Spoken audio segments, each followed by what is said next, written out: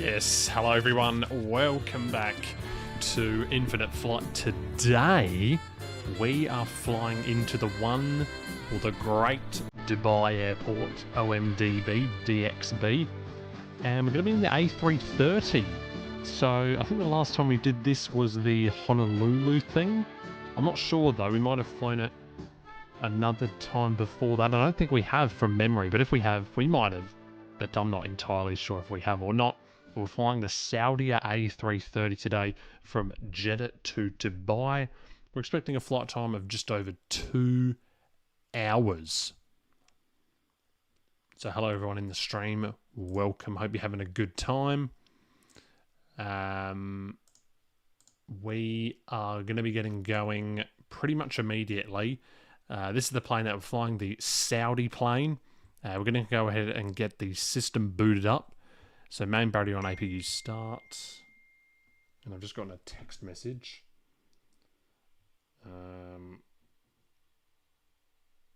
Okay. Yeah, hello everyone. Nizar says he's going to be joining us for the flight. All right, roger that. Camo, hello, hello. Ramon, hello. And Jinko says currently controlling... Why am I continually getting text messages? Jinko is currently controlling Abu Dhabi, which is here. Here it is. Currently controlling there. Very nice. But we're going to be flying into Dubai today. It's the hub. We're going to be having a flight time of 2:19. We're actually going to be watching another video in the cruise, so stay tuned for that. 137 arrivals into Dubai, and we are going to be one of them very, very soon. So let's get going straight away. We got, of course, Nizar who's joining us. Oh, what? It's not working anymore. The jet bridges. Are they meant to be working alongside the other things? Maybe they're not. I'm not sure, though. Hello, Sam. How are you? All right, so this is the flight plan today. We're out by the Egri 2 Victor. Let me go ahead and get it up on screen right here.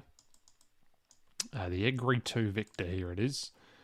Boom, boom, boom, boom, boom, and boom. Here it is. Egri 2 Victor. We're going to be ignoring the altitude restrictions. We're just going to be climbing unrestricted. So it is the Juliet November 231, maximum 210 knots above 1,000. And then Ribil below 6,000, but we're going to be ignoring that. Juliet November 550 below 13,000. Once again, we're going to be ignoring it. It says here climb to 6,000 or is assigned by ATC. There's no ATC, so we're just going to do what we want here. Then Juliet November 555 and then EGREP, and that's the end of the star. So that's the EGREP 2 Victor. For the so this is the flight plan in Navigraph charts. Then we're going to be flying the Lorry 4 Delta. I originally had the Lorry 3 Charlie programmed in, but they're landing on runway 30 left, which is what the ATIS says at OMDB. So we're doing the Lorry 4 Delta again, and let me go ahead and open chart overlay on this one.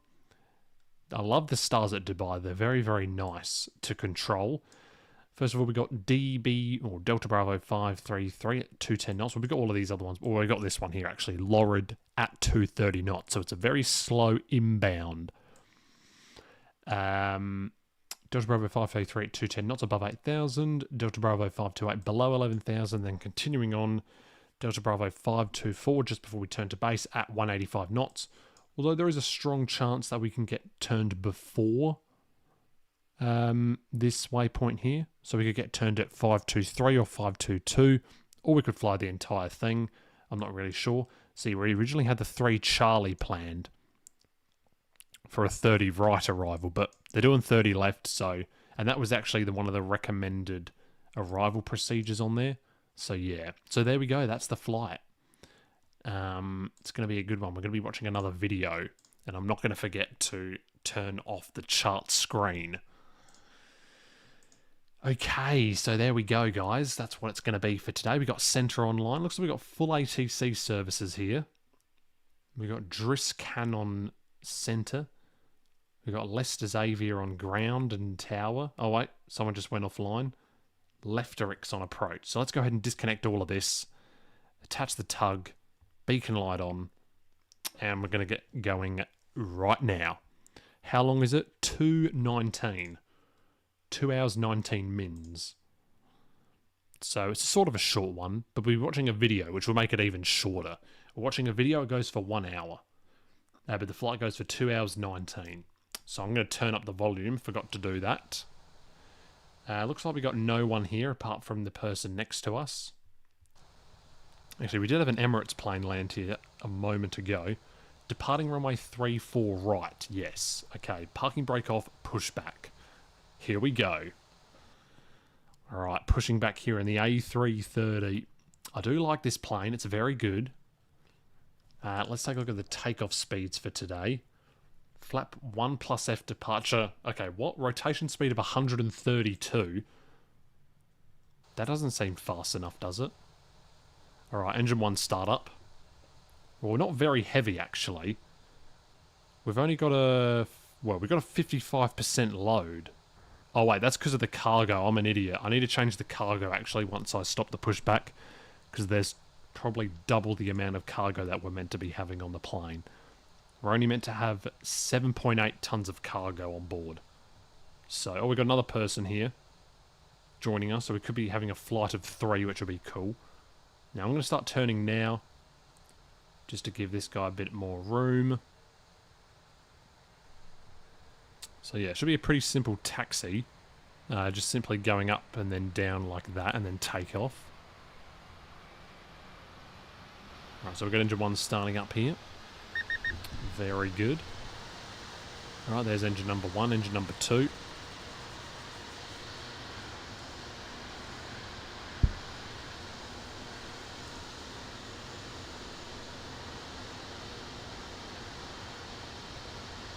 Look at that simultaneous pushback right there. We're all pushing back. This is good to see right now. Alright, let's go for a full left rudder. And I'll continue going back a bit, just to give a bit of room here for everyone else. That should be both engines started up almost. Yeah, almost started up.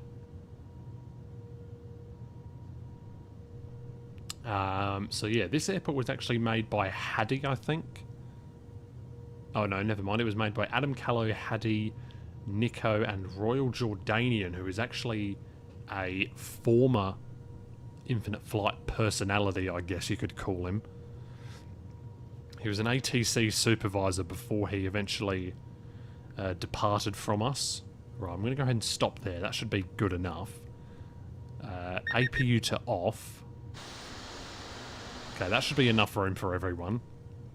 Flaps 1 plus F. I'll go trim to about 30. Now, I'm going to be keeping the controller sensitivity on normal. That works quite well yesterday. We did a good landing. And oh my goodness. If you watch the stream replay of yesterday, it cuts off just before I land. So if we didn't have that go around, it would have been fine. But we did have the go around, and then the stream, because YouTube doesn't allow streams longer than 12 hours, so it got cut off. So I probably should have streamed on Twitch as well, actually, but I didn't for that one. Okay, now weight and balance, I need to change it. That should only be 7,000. That should only be that, and passengers probably a little bit less as well. 319. There we go, that's better. Now we only have a load of 47. Okay, that should do. Alright, taxi to 34 right, let's go. Remember to be using Unicom, guys, or otherwise, you know, that could be a bit of a problem. Alright, but it doesn't really matter. Alright, well, it does matter, but oh well.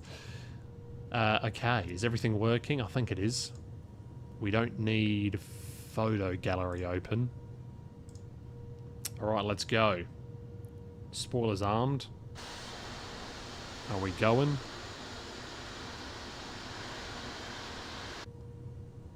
Hopefully we are.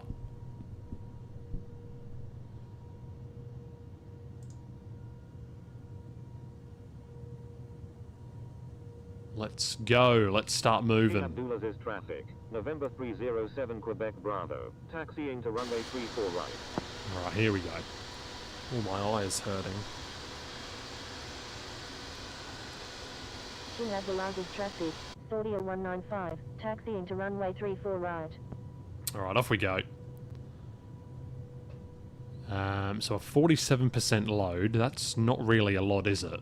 We're not even taking that much fuel on board. Maybe I should take a bit more. Oh, why is my eye hurting for? There's something in my eye, but it doesn't feel that way. I don't know. Alright, so we are on the taxi route now. So yeah, we're just going to be ignoring the altitude restrictions. We just have to be above 1,000 at this waypoint, which should be pretty easy. Shouldn't be too hard to do that.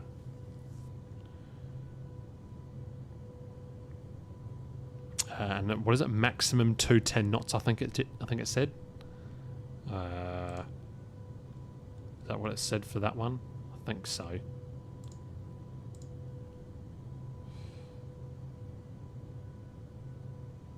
Let me get my map up here. Yeah, maximum 210 knots. I don't even think we'll be that fast, to be honest with you. Alright. So yeah, stick around for the cruise for another inside of the cockpit video. It's not from Pilot's Eye. Ooh, and that reminds me. I need to... What? Okay, remaining in the pattern, no. Yeah, yep. So remaining in the pattern means you're going to be doing, you're going to be like taking off and then landing again. And you're going to be like going in circles like that. You have to say, yeah, that's only when you say remaining in the pattern. So when you are doing like a real flight, so when you're doing remaining in the pattern, you're probably not in an A330. So when you're doing remaining in the pattern, so you say remaining in the pattern, and then what you do is you take off, turn, fly like that, do a touch and go, and you'll just keep doing that. That's what remaining in the pattern is. When you are doing this sort of thing that we're doing right now, we would just say departing north or departing east or departing in whatever direction you're going. So remaining in the pattern is doing touch and goes. But, oh my goodness, my eye is really hurting for some reason. I don't know what happened to it. But there's something in my eye. So I might have to like put some water in it or something. I don't know what happened to it. But yeah, something happened to it. I don't know what it was.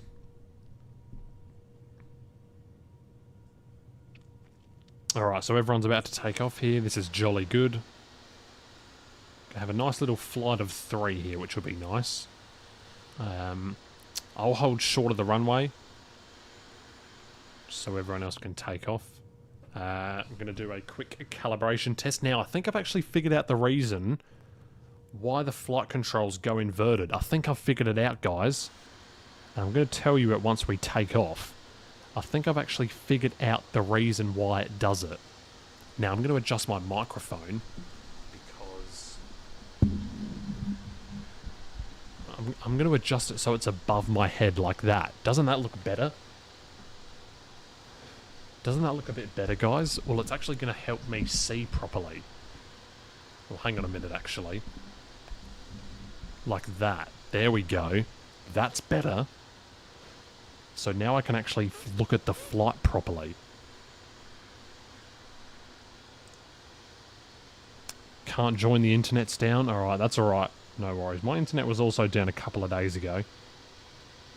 And it was also my phone data was out. As in, like, my phone coverage. Did that guy already take off? Oh, he did. Well, that was quick. Alright, so full up, full down, right, left. Controls are looking good. I've put the control sensitivity to normal, so hopefully that'll work. Been down since 4 AM. Yeah, mine went out a couple of days. Was it a couple of days ago, was it? No, it wasn't. No, it wasn't a couple of days ago. It was last week, actually. It went down at about 2:30. It went down at about 3 AM. And then it came on at about 5 PM. So I don't really know what happened to it. But something did. Alright, so off goes the Nizar. And we're just going to hold short here for a minute. Well, I'll announce takeoff. Takeoff 34 right, departing... Yeah, we're going east. Alright, so hopefully the better... Yeah, and let's just go now. Alright, lining up on the runway here. No one's landing, so we'll go lights on. And we'll start to line up here on the runway. So we're going to be getting going. We're going to be watching another inside the cockpit. Gee, that is a quick climb from that Saudia 195. 1905, I should say. And Rotate there. A little bit of a wobbly Rotate, but he's off. Gears up. So only 132 knots. That seems pretty slow, but I'm going to trust it. Or I might do another takeoff performance calculator. Maybe I'll do that. Well, it's actually going to be 182,000 kilograms. 3-4 right. Yep, calculate. And 133 it says. Okay. Well, I guess it has to be that, right? A330. Yeah. Takeoff weight of 182,000 kilograms, which is what it is. And then... Yeah. Rotation speed of 133, a V2 speed of 140. So I guess that's what it is then, eh? Alright, here we go. So we've lined up, and we're going to go now. Here we go. Put both my headphones on for this. Take off. Flying from Jeddah to Dubai. Takeoff speed of 133.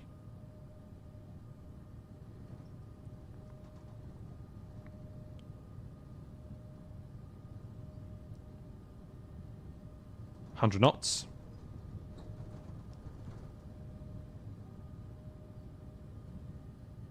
Rotate.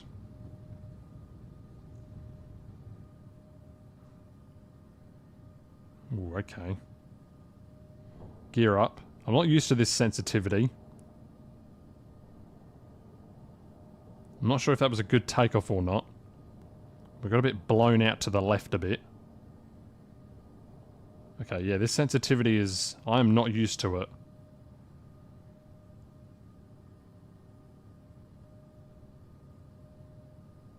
Oh god, okay, I'm going to go autopilot.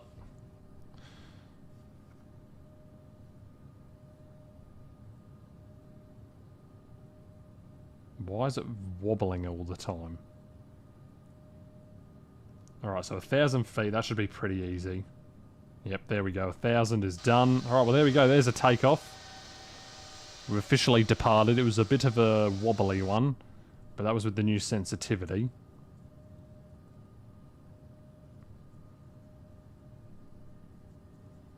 So max 210 knots as well we're doing. We'll do some climb thrust now. There we go, that'll do.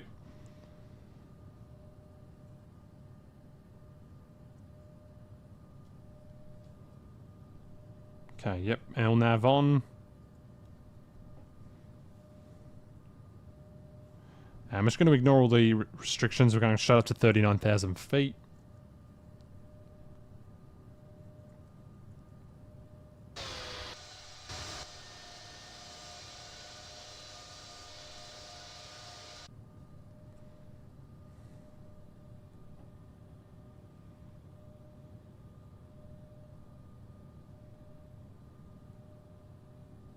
I'll sort that out later.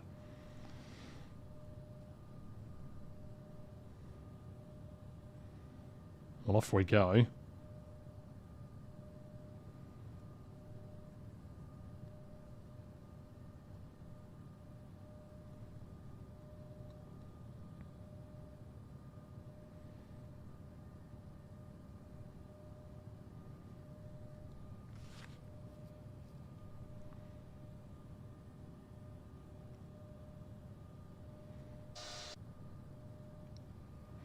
Alright, flap 1.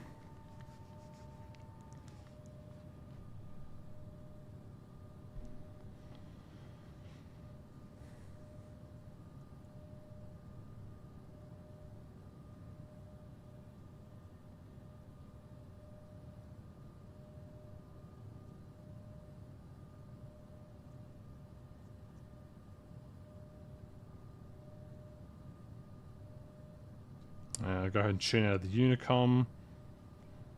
Spoilers to normal or to off.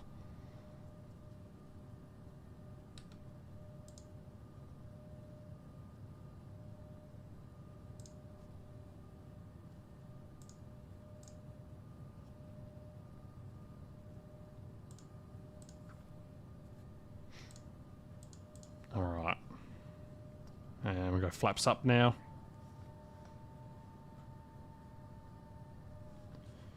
Alright, there we go.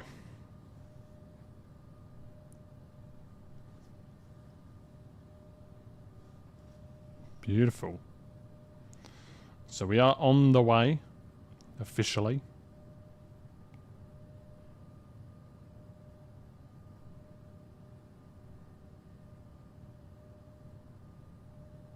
Oh, this is the checklist. I didn't even know these were here. Alright, takeoff checklist. Signs on, spoilers on, flaps B. Okay, we'll close them.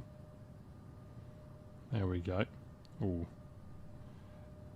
Increase the climb rate here, pitch for 250 knots. As we climb out of Jeddah.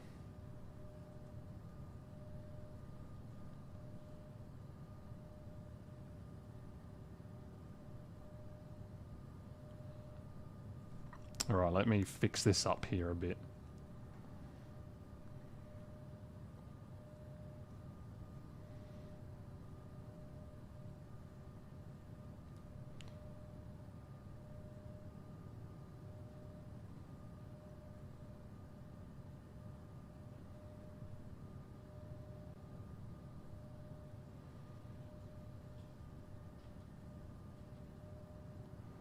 Alright, there's 10,000.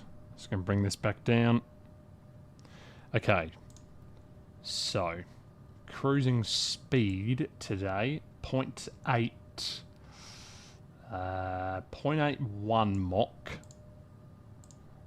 So go ahead and enter that into there. Cruising altitude of 39,000. 39,000 feet.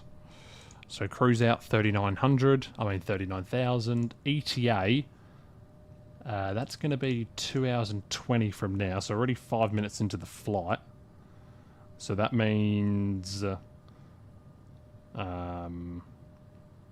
that means it's going to be 2:15 from now, is that? Yep. So 2:15 from now, which means 15:40, I'm going to say. For the ETA, 15:40. Boom. And we go ahead and pop that into the stream. There we go. So that's all in there. Very good.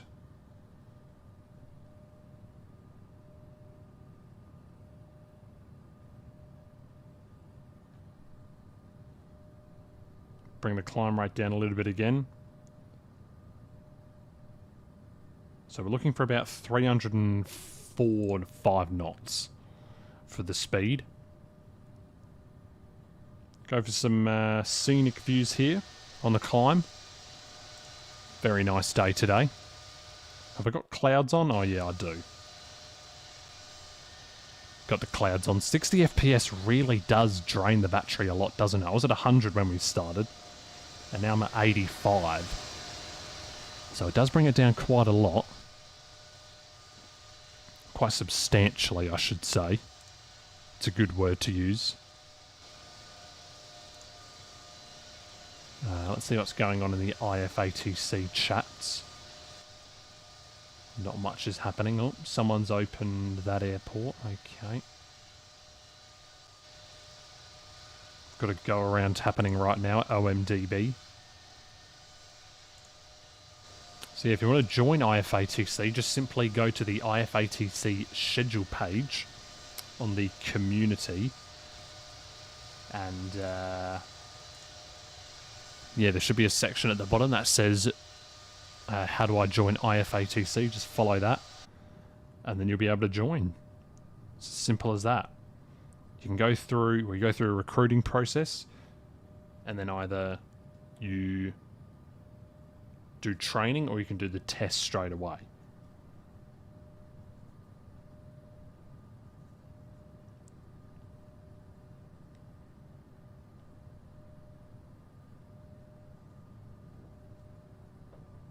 Right, I'm going to set the speed in there. That's good. Go ahead and pop this to ETA to destination.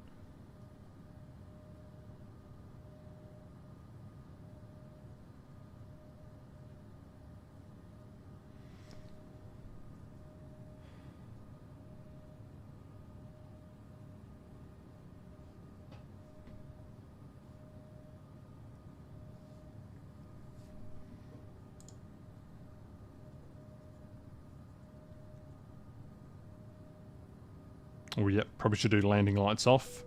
Seat belts off as well. Here is the wing view.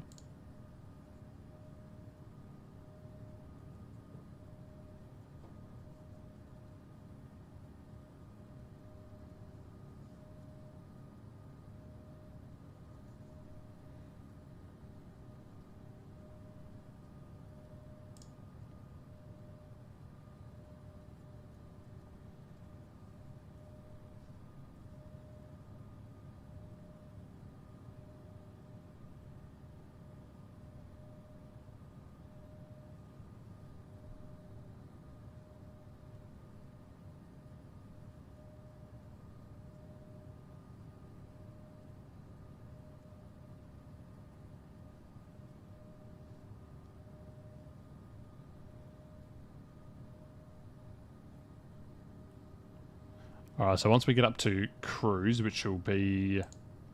It won't be too far away, maybe another 10-ish minutes. We'll do it before we get to cruise. Maybe when we get to about 30,000 feet, we will play a video. Actually, I've had a change of mind. I'm going to play a different video, actually. Yes, I've just found a better one. And I'm going to watch it, so... Yeah, once we get up to about 30,000 feet, we will watch a video. It goes for an hour and 14 minutes. And so that should take us all the way through to top of descent, basically, I think, maybe. Don't know. We might still have a little bit of the flight to go. So, yeah. We'll see what happens. So far, so good on this flight.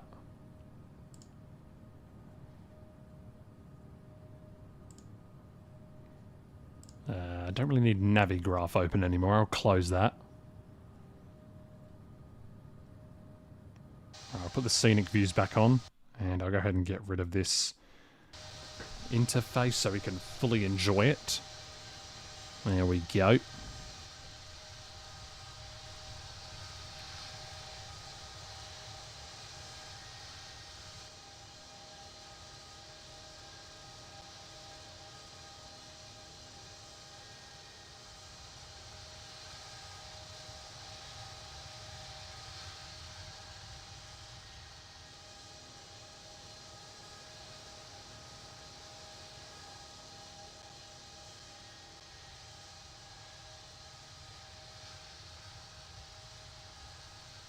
So that is the SID done.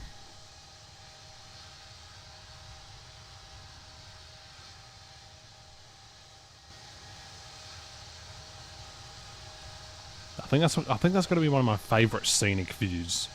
That one right there, where it comes from under the wing. That's a nice one. That one, no, I don't really like that one. That one, yeah, that one's good. I like that one. Ooh. What else have we got here? That one, it's alright. I mean, it doesn't even show the whole aeroplane, so it's pretty... Oh, that does. That's alright. That's pretty cool. Showing the underneath. That's not bad, not bad. Yeah, that one's good. That one's good. Just judging the scenic views. That one, that's a classic one. They should add more. Do I use a joystick? No, I don't. I just use the iPad. Just use the classic iPad. No step climbs in this flight either.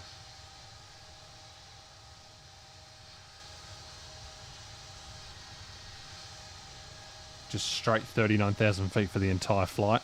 So it should be a pretty good flight.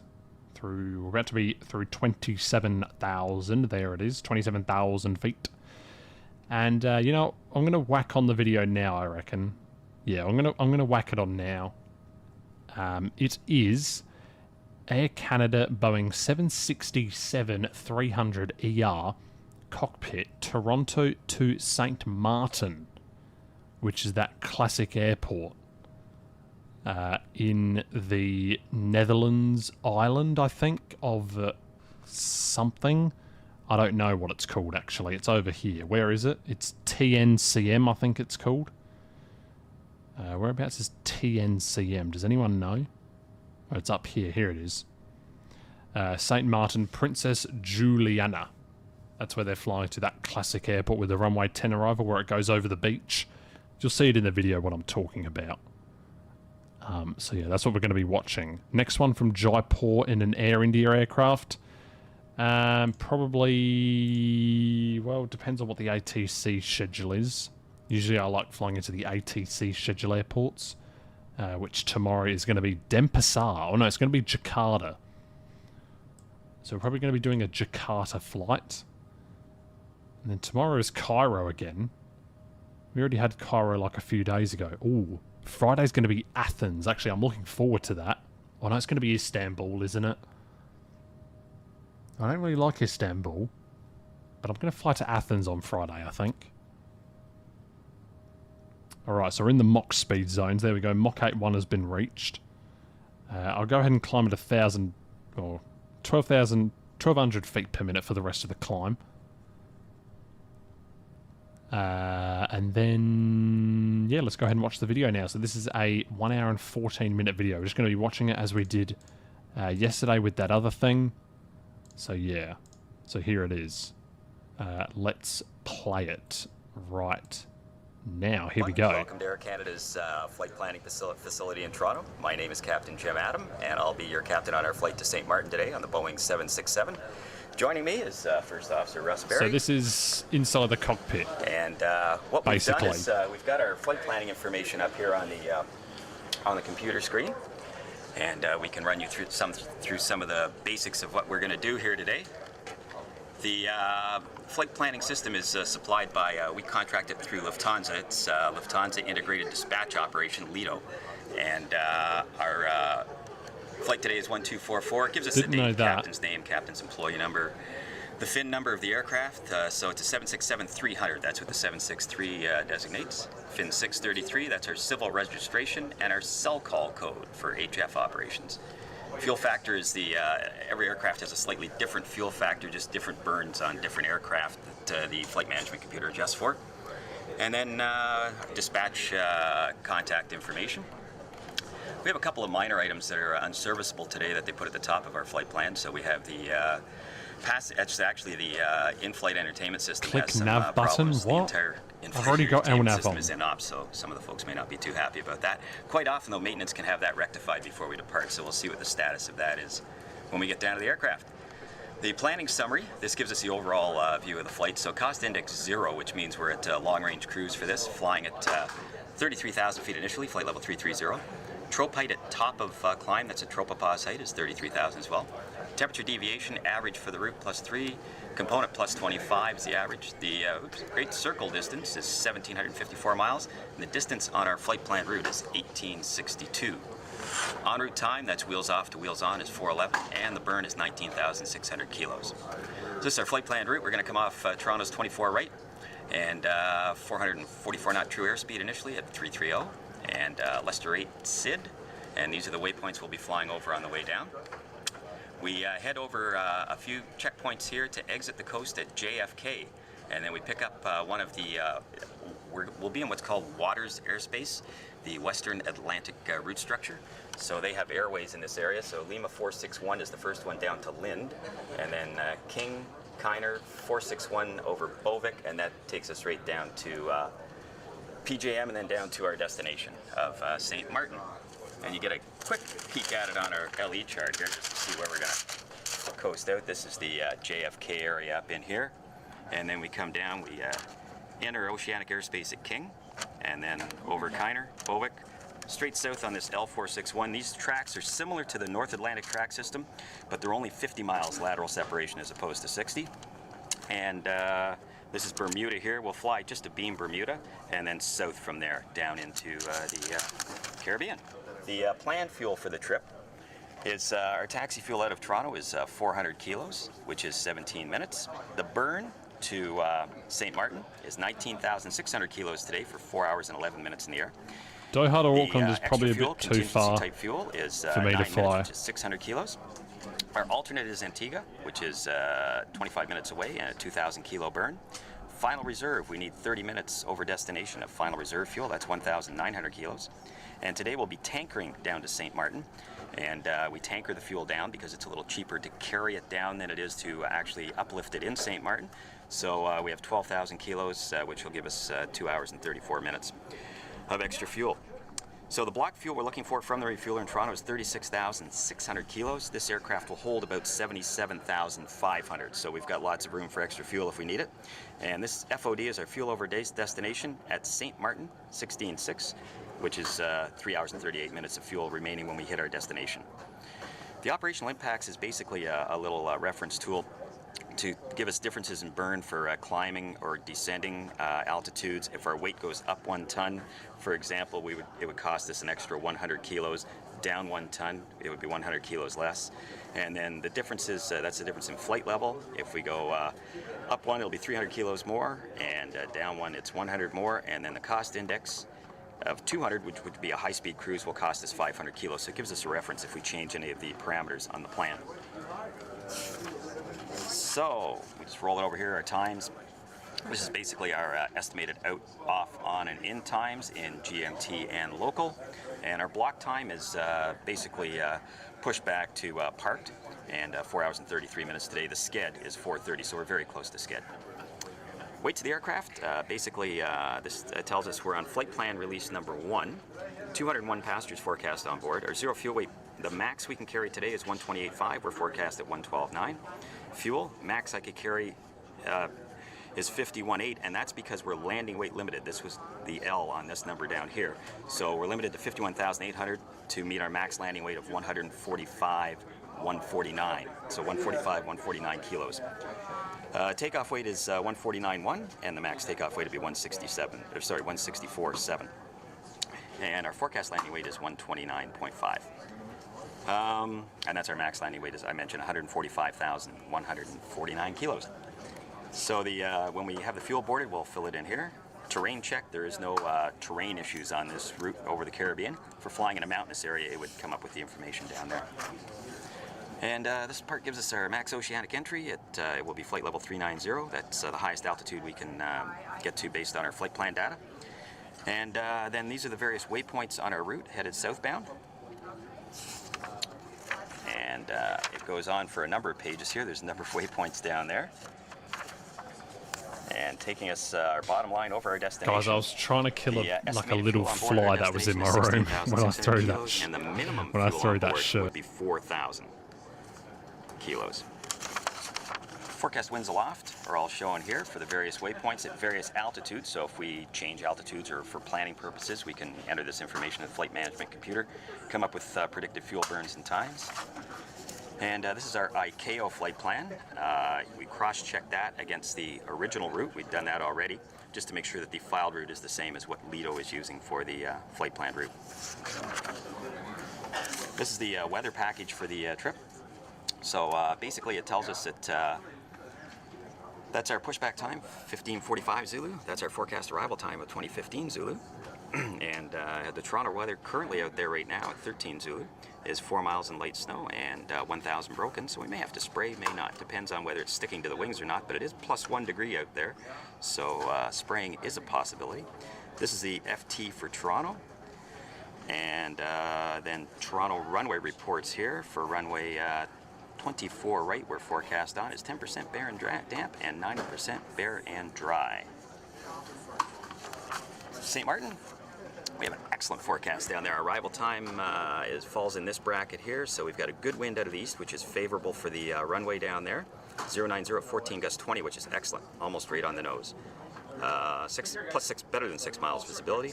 Showers in the vicinity and scattered cloud at 1900. And this is a very standard forecast this time of year in the Caribbean. Our alternate is also in good shape. Wind out of the east at Antigua, and excellent weather conditions forecast. Showers in the area, same thing there. One segment for the Piarco terminal area, or ATC area, which is a little further south from us, but they've got some turbulence between 300 and 450. That should be all south of us, though. Okay, this gives us a good overall picture of our track. We're going to cross one jet stream here. It's at 35,000 feet just as we coast out over New York. And then we're going to head over the Bermuda area and then pretty well straight south from there to St. Martin. This is one isolated area of embedded CBs to 340. We looked at the satellite picture earlier, and this should be all underneath us as we cross through that area. Second jet here at flight level 390. So, we have numerous charts with winds aloft at various altitudes at 300, 340, 390. And this is all for planning purposes, or if we want to change altitudes en route, we can get an idea what the conditions will be. And then this chart here gives us the trope height, which this dotted line is the trope, and it just shoots way above us as we get further south. And these are all the waypoints on our route till top of descent and then down into St. Martin. These are PIREPs from aircraft that have gone ahead of us. So, for example, this is Air Canada 1240. He's at flight level 350. The PIREP was filed at 1238 Zulu. He's getting occasional light turbulence. And this same flight 1240 down in this area got intermittent light. So at flight level 350, we could anticipate possibility of a little turbulence in those areas. Other than that, the route looks excellent. And that covers that. We get a lot of NOTAMs on these routes. So the few things relating to crew alerts relating to aircraft systems. We have Toronto has some minor items that won't affect us operationally. And we went through this entire package a little earlier because it is rather long. And basically, nothing that's going to affect us operationally on today's flight.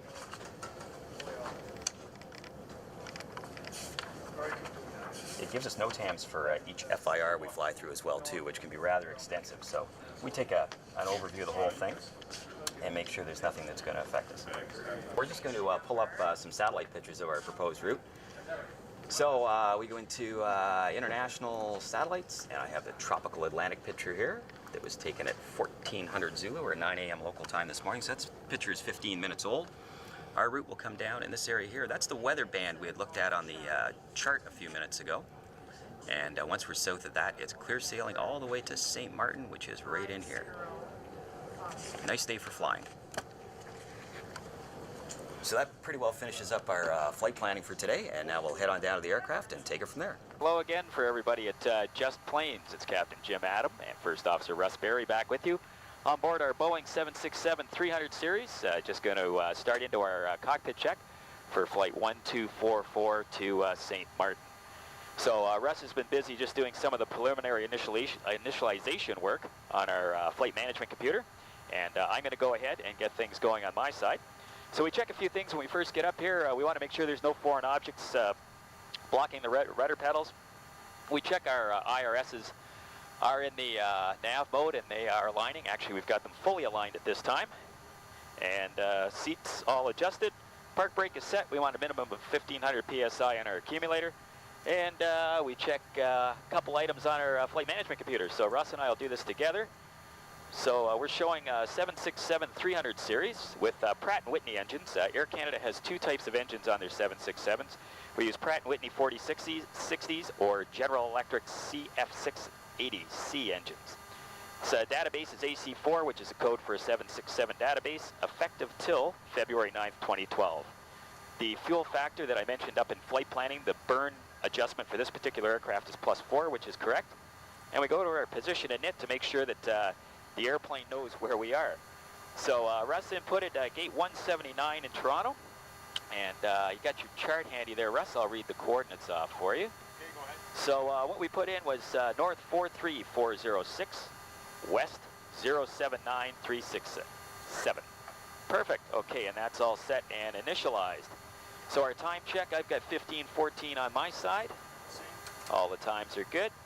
And I have to do an oxygen check now, so just stand by for a second here.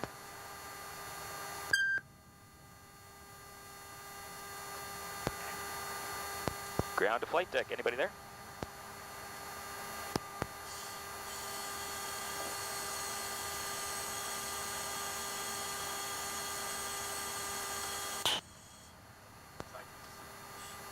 Just check the flow of oxygen on my side. Russ is checking the flow on his side to make sure everything is good. Our oxygen pressure minimum for dispatch is 1200 psi. We've got 1440 right now, so we're well above our minimum for this trip. So the next item on the agenda is a lights test. So how about if I hit it, I'll look at the upper panel and Russ will cover the lower panels.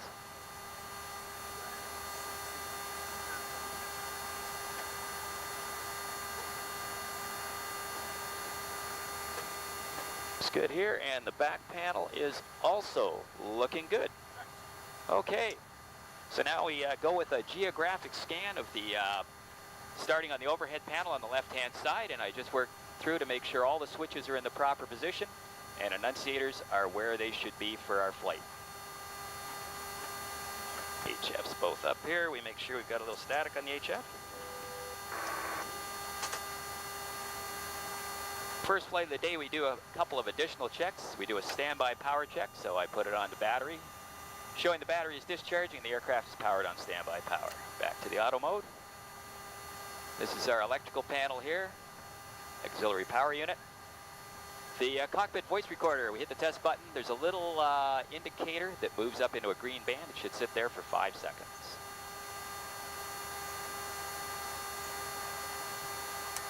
There we go. These are just lighting controls down here. Emergency lights, passenger oxygen. Ram air turbine switch. And 1244 is an even flight, so we'll use the number 2 igniters on this. Ignition are set to auto. And our fuel, 36.6, and our required is 36.6. So it's on board and configured. We have 2,400 in our center, so we'll be using the center tank today. And once the refueling is complete, we select our seatbelt sign on. And these are the windshield wipers. More lighting switches down here. Up to our window heat, the number 2 HF, high frequency radio. This aircraft is equipped with SATCOM, so we've got SATCOM switches up here.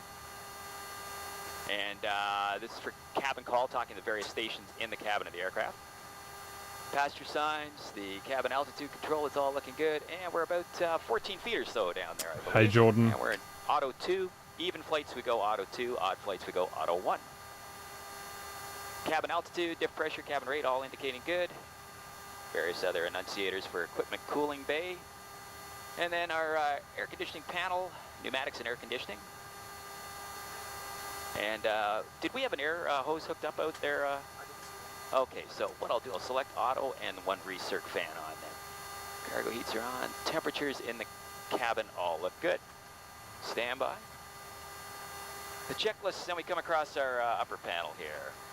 Set our runway heading. We're anticipate departure off runway 24 right, which is 237 degrees.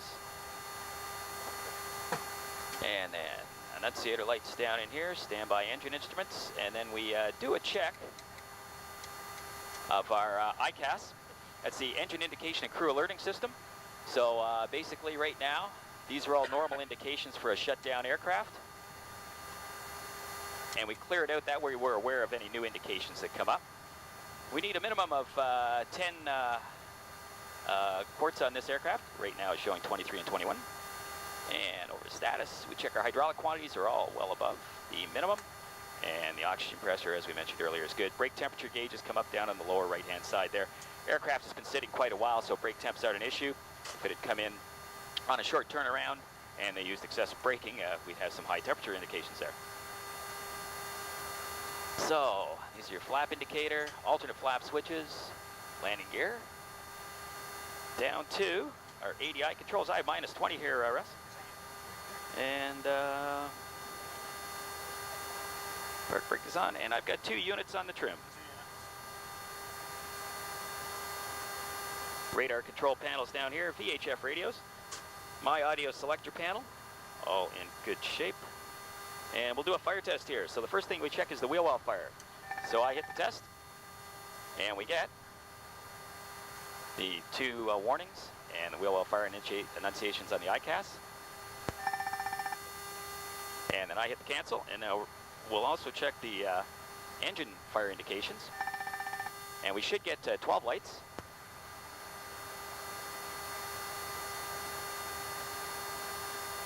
And on the ICAS, we get 5 red and 2 amber, and that's all good. These are the actual fire switches here for the fire bottles to discharge. And that's all good down in there. So up on the forward, we just cross-check our flight instruments. So Russ, I've got 358 knots on the barber pole. And my headings are 280, 280, and on the standby, we're indicating about 284. 280 and 280. Okay, and that's all within limits. And we just do a quick check of all our other indications to make sure everything is looking good down here. The current altimeter is 2976 inches. My primary there, my standby down here. So 2976 inches gives me about 590 feet on the primary and 592 on the standby. 590 on 2976. Excellent. And Russ just double checks his side over here. Check. And that completes our cockpit scan. So the next thing we do is we look for clearance. We didn't get a PDC yet, eh? What do you say we call? Since we're within a half hour.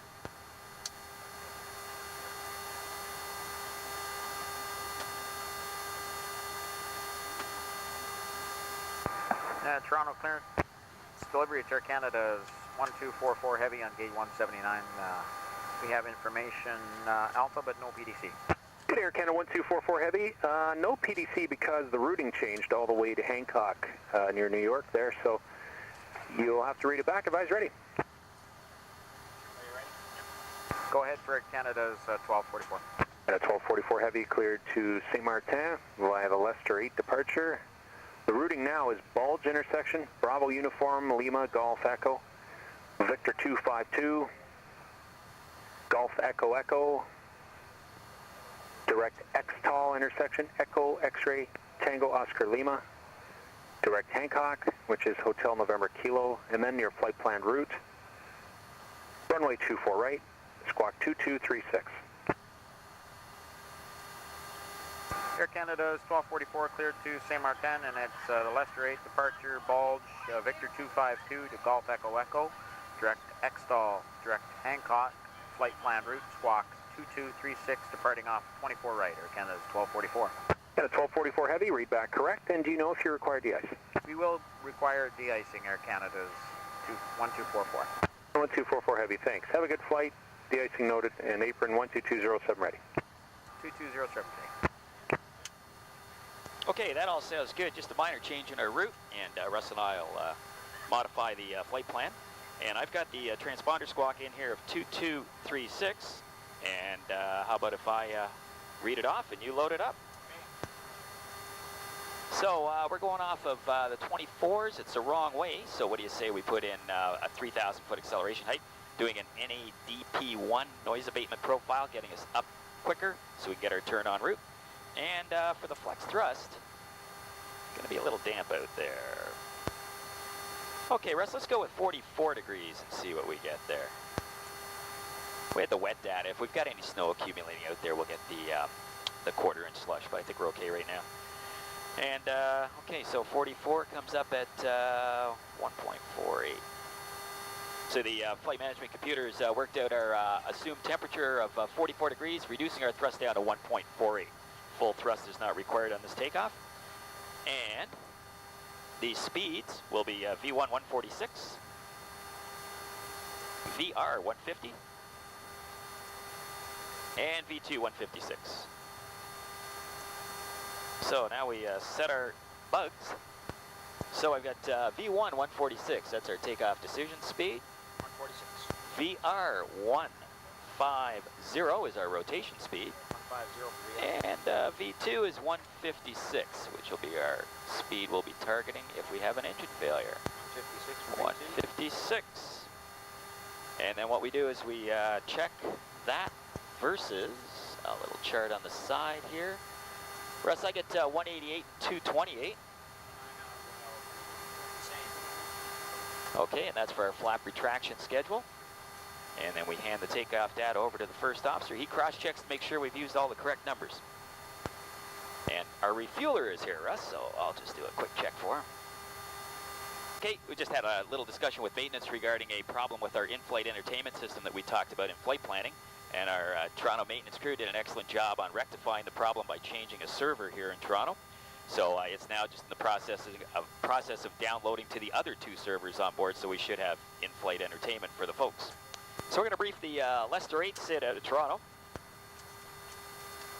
And the chart is 10-3 Bravo. It's effective the 15th of December 2011. And the transition altitude we talked about is 18,000 feet.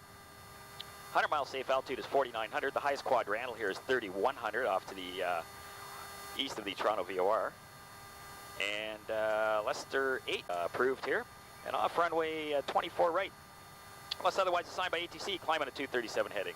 At Toronto 1.6 DME, left turn 235 is assigned for heading to vectors to assigned route.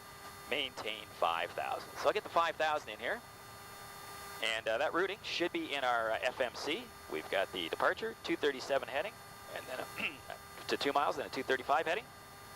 So that's all good. So we'll depart in LNAV. So that's all done. One little briefing to go here, Russ. If you're all set, we're going to be 5 flap with an assumed temperature of 44 degrees off runway 24 right. Speeds, 146, 150, 156. And I've got 156. We're in LNAV, 237 degrees initial heading, 5,000 feet the altitude. Bugs are set up nicely. Nothing to tune down here. Check. We'll start our APU. We're coming up on 5 minutes before departure time here. And while the APU is starting, Russ and I will do our emergency review. First flight of each crew pairing, we just review some of the critical abnormals on the aircraft. So as anytime you're flying the aircraft and an emergency develops, you continue to fly unless I say I have control. Exception to that would be any problem below V1. I'll have to make a decision whether to continue or reject.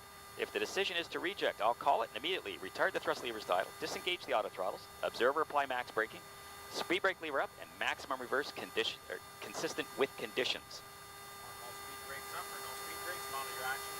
Don't know left or right reverse. Beautiful. So I'll ensure maximum braking.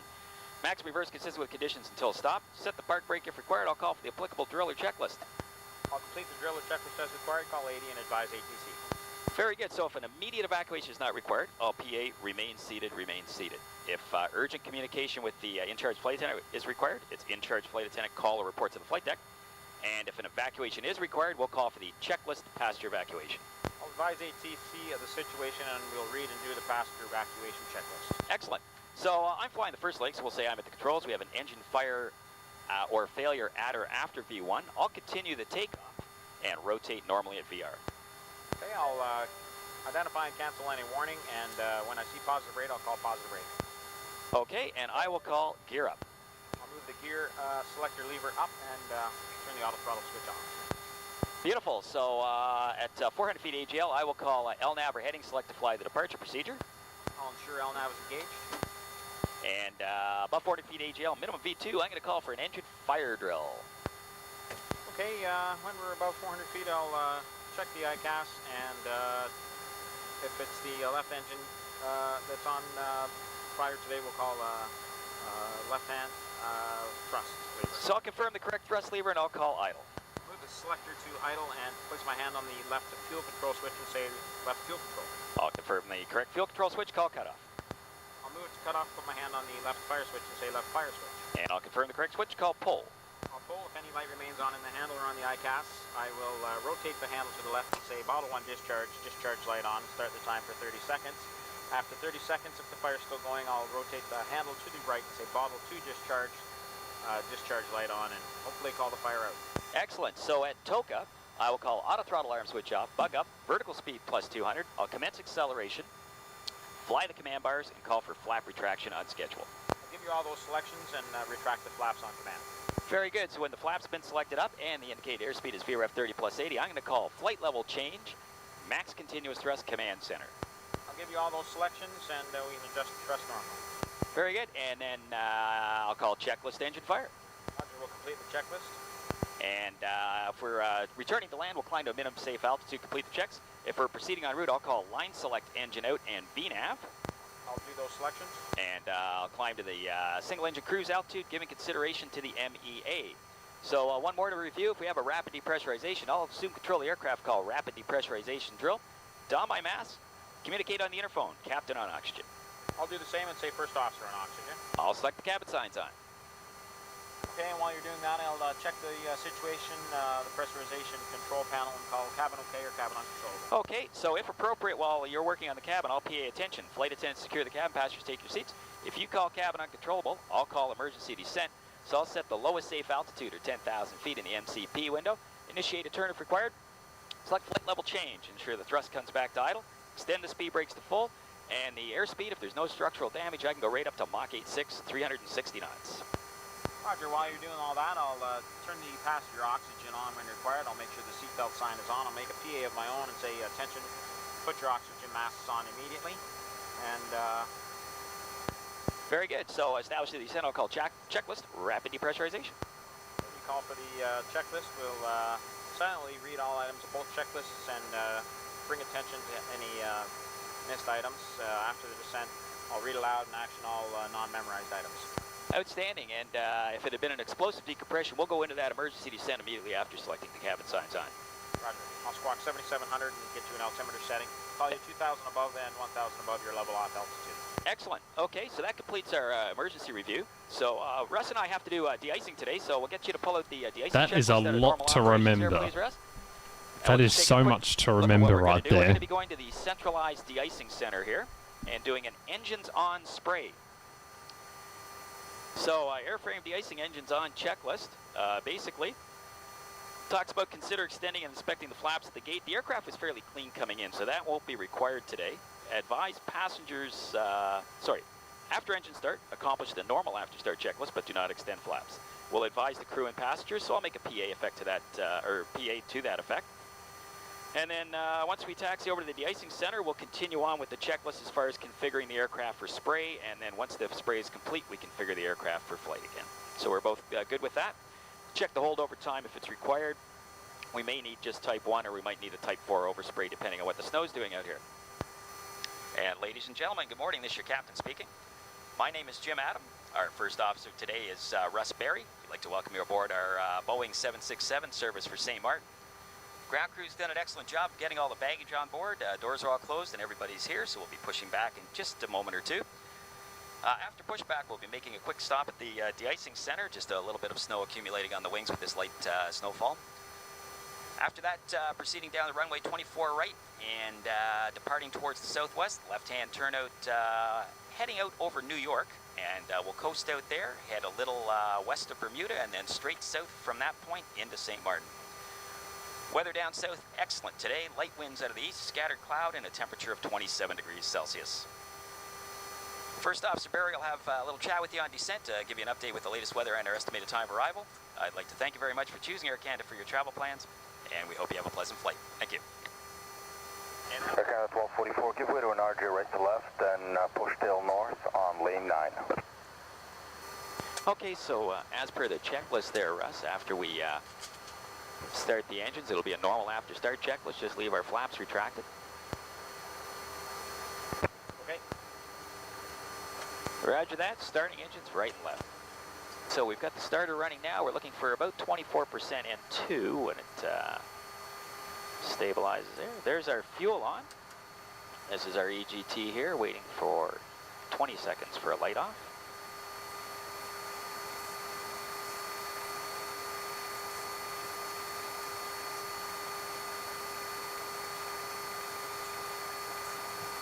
Pratt & Whitney engines are very slow starting.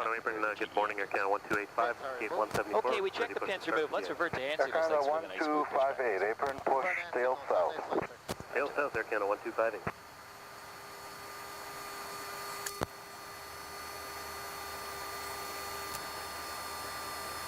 So that was the starter cutting out, and then we'll see a flash here as the generator comes online. Blue 27, push off Hotel 3. Lucy 7.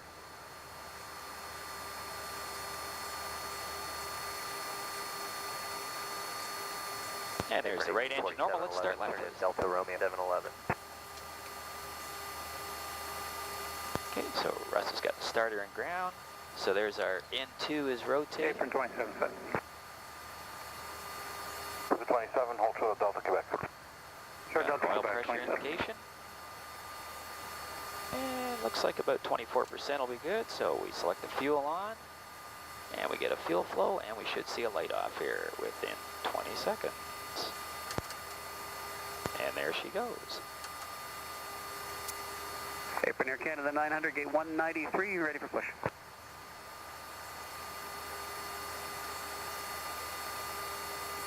Air Canada 900, Toronto apron. Push tail south on lane 10. Tail south, lane 10, Air Canada 900. Slowly coming up to idle.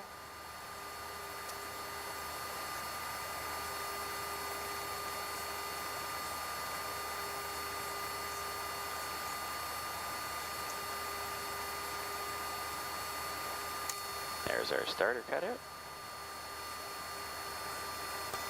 And the generator's online.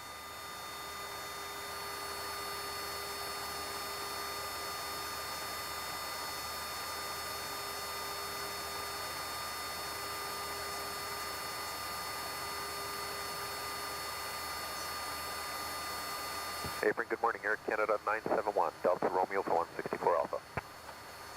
And there we go, good idle parameters. Left engine's normal. Air Canada 1244, heavy, hold to the Delta Quebec. Hold short Delta Quebec, Air Canada 1244. Blue 27, ground standby 1. Good day, ground jazz 634, hold short Victor. Mike.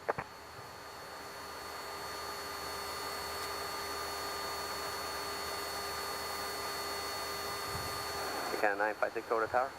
If you get a look at this 956, Terminal Tower 1835. Airbus that's going by us, you can see the green de-icing fluid on his wings, green indicating Type 4 fluid. And contact apron at 12207. Ground, Jazz 634, hold short Mike. Iceman, it's Air Canada's 1244, the Boeing 767. Air Canada 1244, good morning. Taxiing to the de-icing bay of 1 center. In position, report brake set, aircraft configured. Okay, in position 1 center, and we'll call you with the brakes set and configured for spray, Air Canada 1244. Okay, so we'll be looking for that signage on the left-hand side indicating Air Canada 1244, so the bay is set up for us, and it'll indicate our stop position. And Russ, if you could go with the de-icing checklist, engines on, please. Okay, this is airframe de-icing engine is on checklist. It says consider extending and inspecting the flaps at the gate prior to engine start. We decided not to do that. After engine start, accomplish the normal after start checklist, which we did. Advise crew and passengers, which was done by the checklist says check when cleared to taxi into the de-icing facility. Pack control selectors off. I'll go ahead and select those on. Yeah, you go ahead. This is the ice coordinator, it's flight 197. Check. Engine bleed air switches off. Flight coordinator. Yeah, it's flight 197, gate 141. Did anybody have a look at us? And when aircraft Stand by 1, sir. Stop, and we are brake set. external lights except for the navigation and anti-collision lights off. And we are off. It says obtain time of anti-icing fluid application and fluid type, note precipitation rate, and consult the holdover chart. I have a holdover chart here on my right, and we'll look at that shortly. And the rest of the check is for after the de-icing procedure. Excellent. Okay, so let's advise them we want Type 1 with a Type 4 overspray, please. Iceman, it's Air Canada 1244. The brakes are set. We're configured for spray. We need Type 1 and Type 4.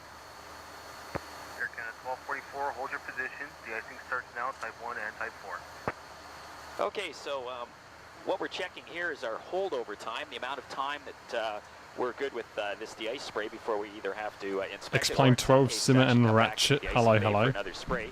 We're So watching an the Air green chart at Canada. the top of the page is the one we're using. We're watching an Air Canada 767 from Toronto to St. Martin. They're about to do some de-icing. Basically, for our temperature range, if you can get that, Russ, we're -3 and above, and we've got light snow, so we're good for 40 minutes here before we have to do a inspection of the wings.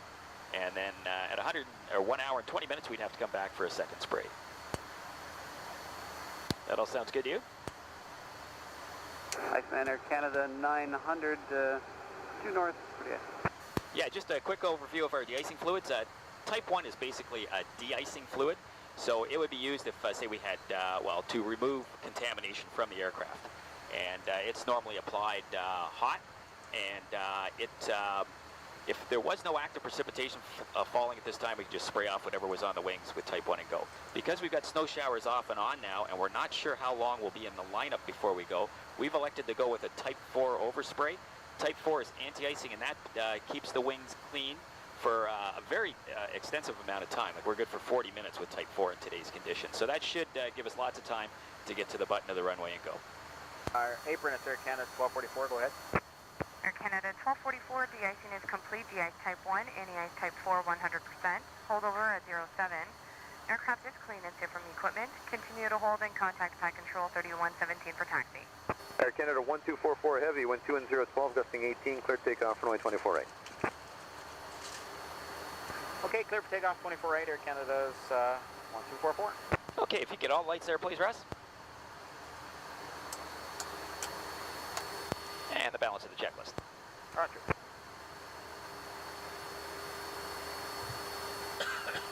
Air Canada 1250, change your plans, go to the left-hand lane instead. And the weather, Left-hand side of the base, just confirm for Air Canada 1258. 1258, that is correct. Roger, will do. Okay, check that. So it'll be 146, 150, 156. Initial headings 237, picking up the LDAV departure to maintain 5,000. Transition altitude is 18,000 feet. And it'll be toga thrust takeoff, and just be aware, Russ, we go through a wind shear area there, just call out any airspeed changes, anything drastic happens. Monitor the old profile. Roger.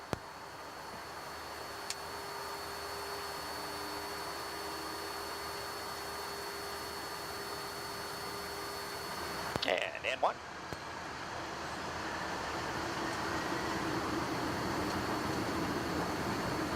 Russ set.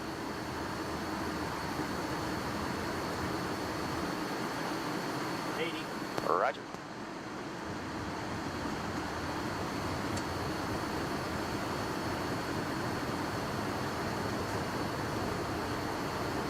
V1, rotate.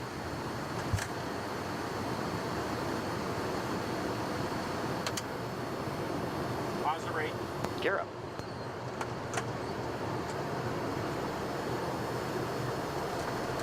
And we're in LNAV.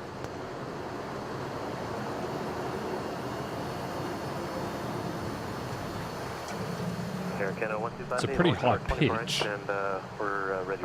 Yeah, 1258, line up on 20-degree pitch right there, it looks like, almost. Are they still reporting the wind shear?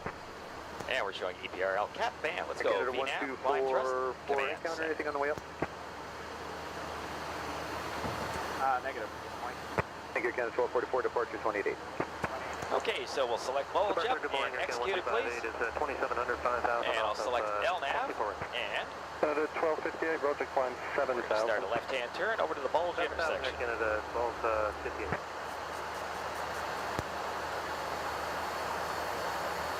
1258, thank you.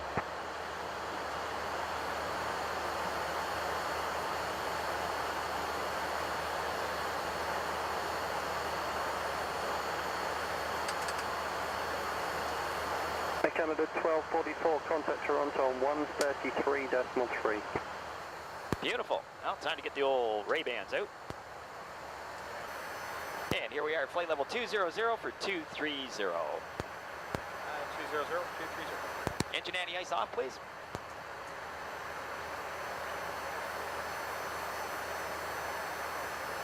And I think we can turn the seatbelt signs off there now, please, Russ.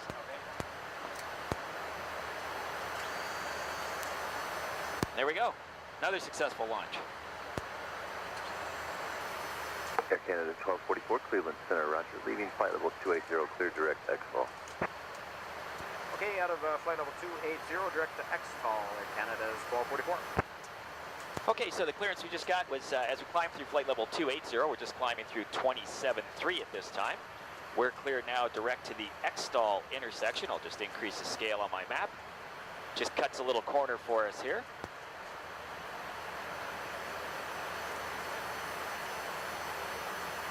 And Russ will set it up and we'll execute it as we go through flight level 280.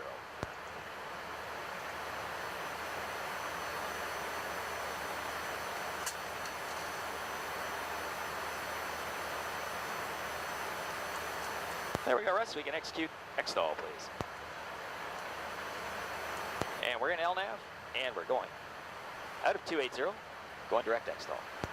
Okay, so right now we're just upstate New York, just south of the Finger Lakes region.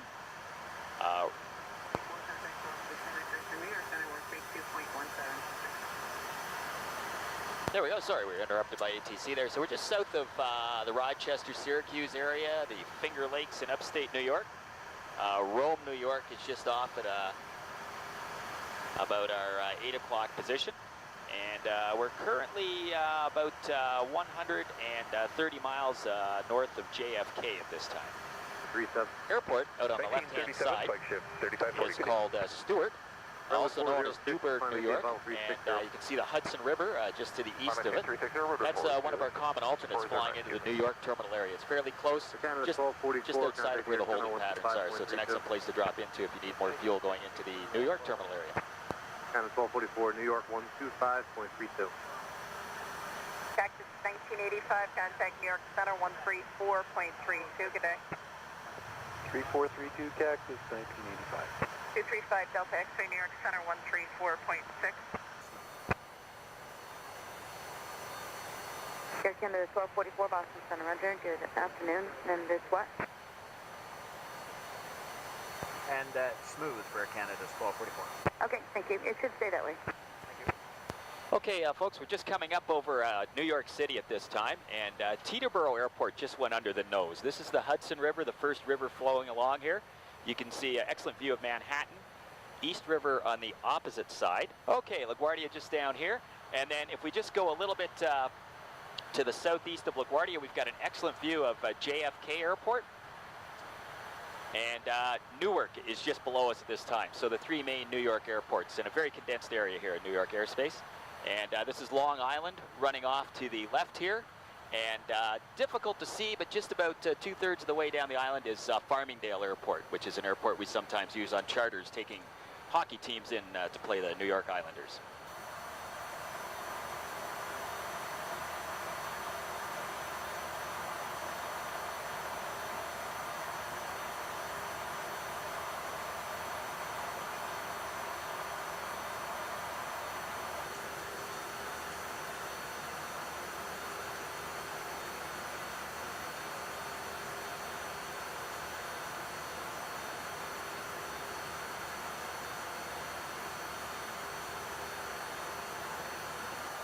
Picture 3287, descend and maintain level 220.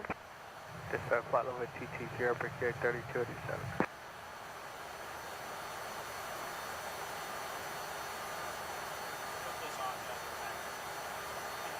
And center, it's Air Canada's 1244 Heavy with you 350. Air Canada 1244, US Center, roger. Can we just get 350? So the oceanic clearance in the West Atlantic route structure, basically your clearance you receive at your departure airport is good all the way down to destination.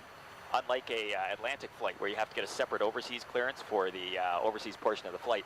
So what we just got from New York Center, though, they want to know our requested altitude and Mach number as we enter oceanic airspace, and we have to hard tune that Mach number. So we've been assigned Mach 77.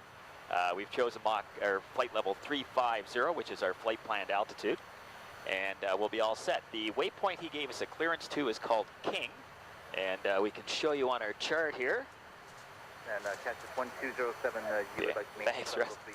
So on the chart here, this is JFK up here. We just came off JFK, flying down Lima 461 to the Lind intersection, and then we're proceeding, actually at this time, we've been cleared direct to King. And as you can see, there's a boundary line here on the Jeppesen chart. So north of the boundary is New York Air Traffic Control airspace. South is New York Oceanic airspace. As we approach the King intersection, we'll be handed off to it's the 767 they're flying. Operator. 767-300. We'll get our HF assignments from them, do a cell call check on the HF, very similar to North Atlantic flying, and then we'll be in Oceanic airspace from that point on south. X1207, Roger. So, folks, we could talk a little bit about our departure out of Toronto and the procedures we used going over to the de-icing center. We were over here at Toronto's Terminal 1 at what's called the Hammerhead, just down in this corner here on gate 179. We pushed back off of there. Air traffic control cleared us out Delta Quebec taxiway, and we worked our way down to taxiway Delta and Alpha, across Tango, and across runway 33 right here. And this is where the de-icing center is located in Toronto. So as we get closer to the de-icing center, I can bring up this chart here. And this is the centralized de-icing facility and all the various de-icing bays. Today's flight, we taxied down taxiway Echo to pad 1 center, which is just down in here. And we de-iced in that area. We talked about the signboard display as I was approaching the parking position in the de-icing bay. And this is how it's all sequenced here. We've got a chart that shows us what sort of indications we're going to get. As you come into the de-icing center, it'll tell you, like in this case, it's ABC 123. In our case, it was Air Canada 1244. Tells you what position you're going to. So we were 1 Charlie. And then as you approach the stop position, signboard arrows will gradually decrease, tell you to slow and then to stop. Once you stop, you go through the de-icing process. And then when we're cleared out, we have to get a verbal and a visual to leave the de-icing center. Double checking to make sure all the equipment is clear of the aircraft before we move the aircraft. So we finished up. Russ called the spray coordinator and advised him that we were ready to taxi. They cleared us to go, and then the signboard changed to Air Canada 1244, cleared to proceed. And then we proceed as per the clearance out of there. And as you come out of the de-icing center, you go back over to ground control.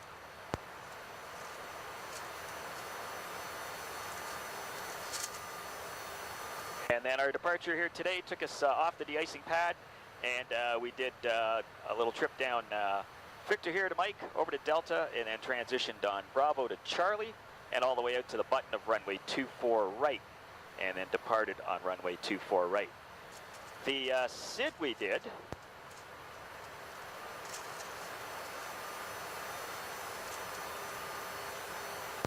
off runway 24 right is the Leicester 8 departure. This is a very common SID that we get coming out of Toronto. Certain restrictions. Leicester, they named it after you. Below 250 knots below 10,000 feet. And this one here off 24 right, we do a minor turn. Unless otherwise assigned by ATC, we climb on a heading of 237 degrees. At Toronto 1.6 DME, left turn to a heading of 235 is assigned for headings to vectors to assigned route. And that actually can be loaded into our flight management computer, and we can fly that unmanaged in the LNAV mode, the lateral navigation mode. So that's what we did on that departure, and the jet aircraft maintained 5,000. So that's basically a Leicester 8 departure, very straightforward. And our particular departure there, we used toga thrust because of reports of wind shear in the area, and toga thrust at this weight of the aircraft, we took off at approximately 145,000 kilos. The max weight of the aircraft is about 185,000 kilos, so when you're going full thrust at that weight, it gets up and goes. So our climb performance was excellent.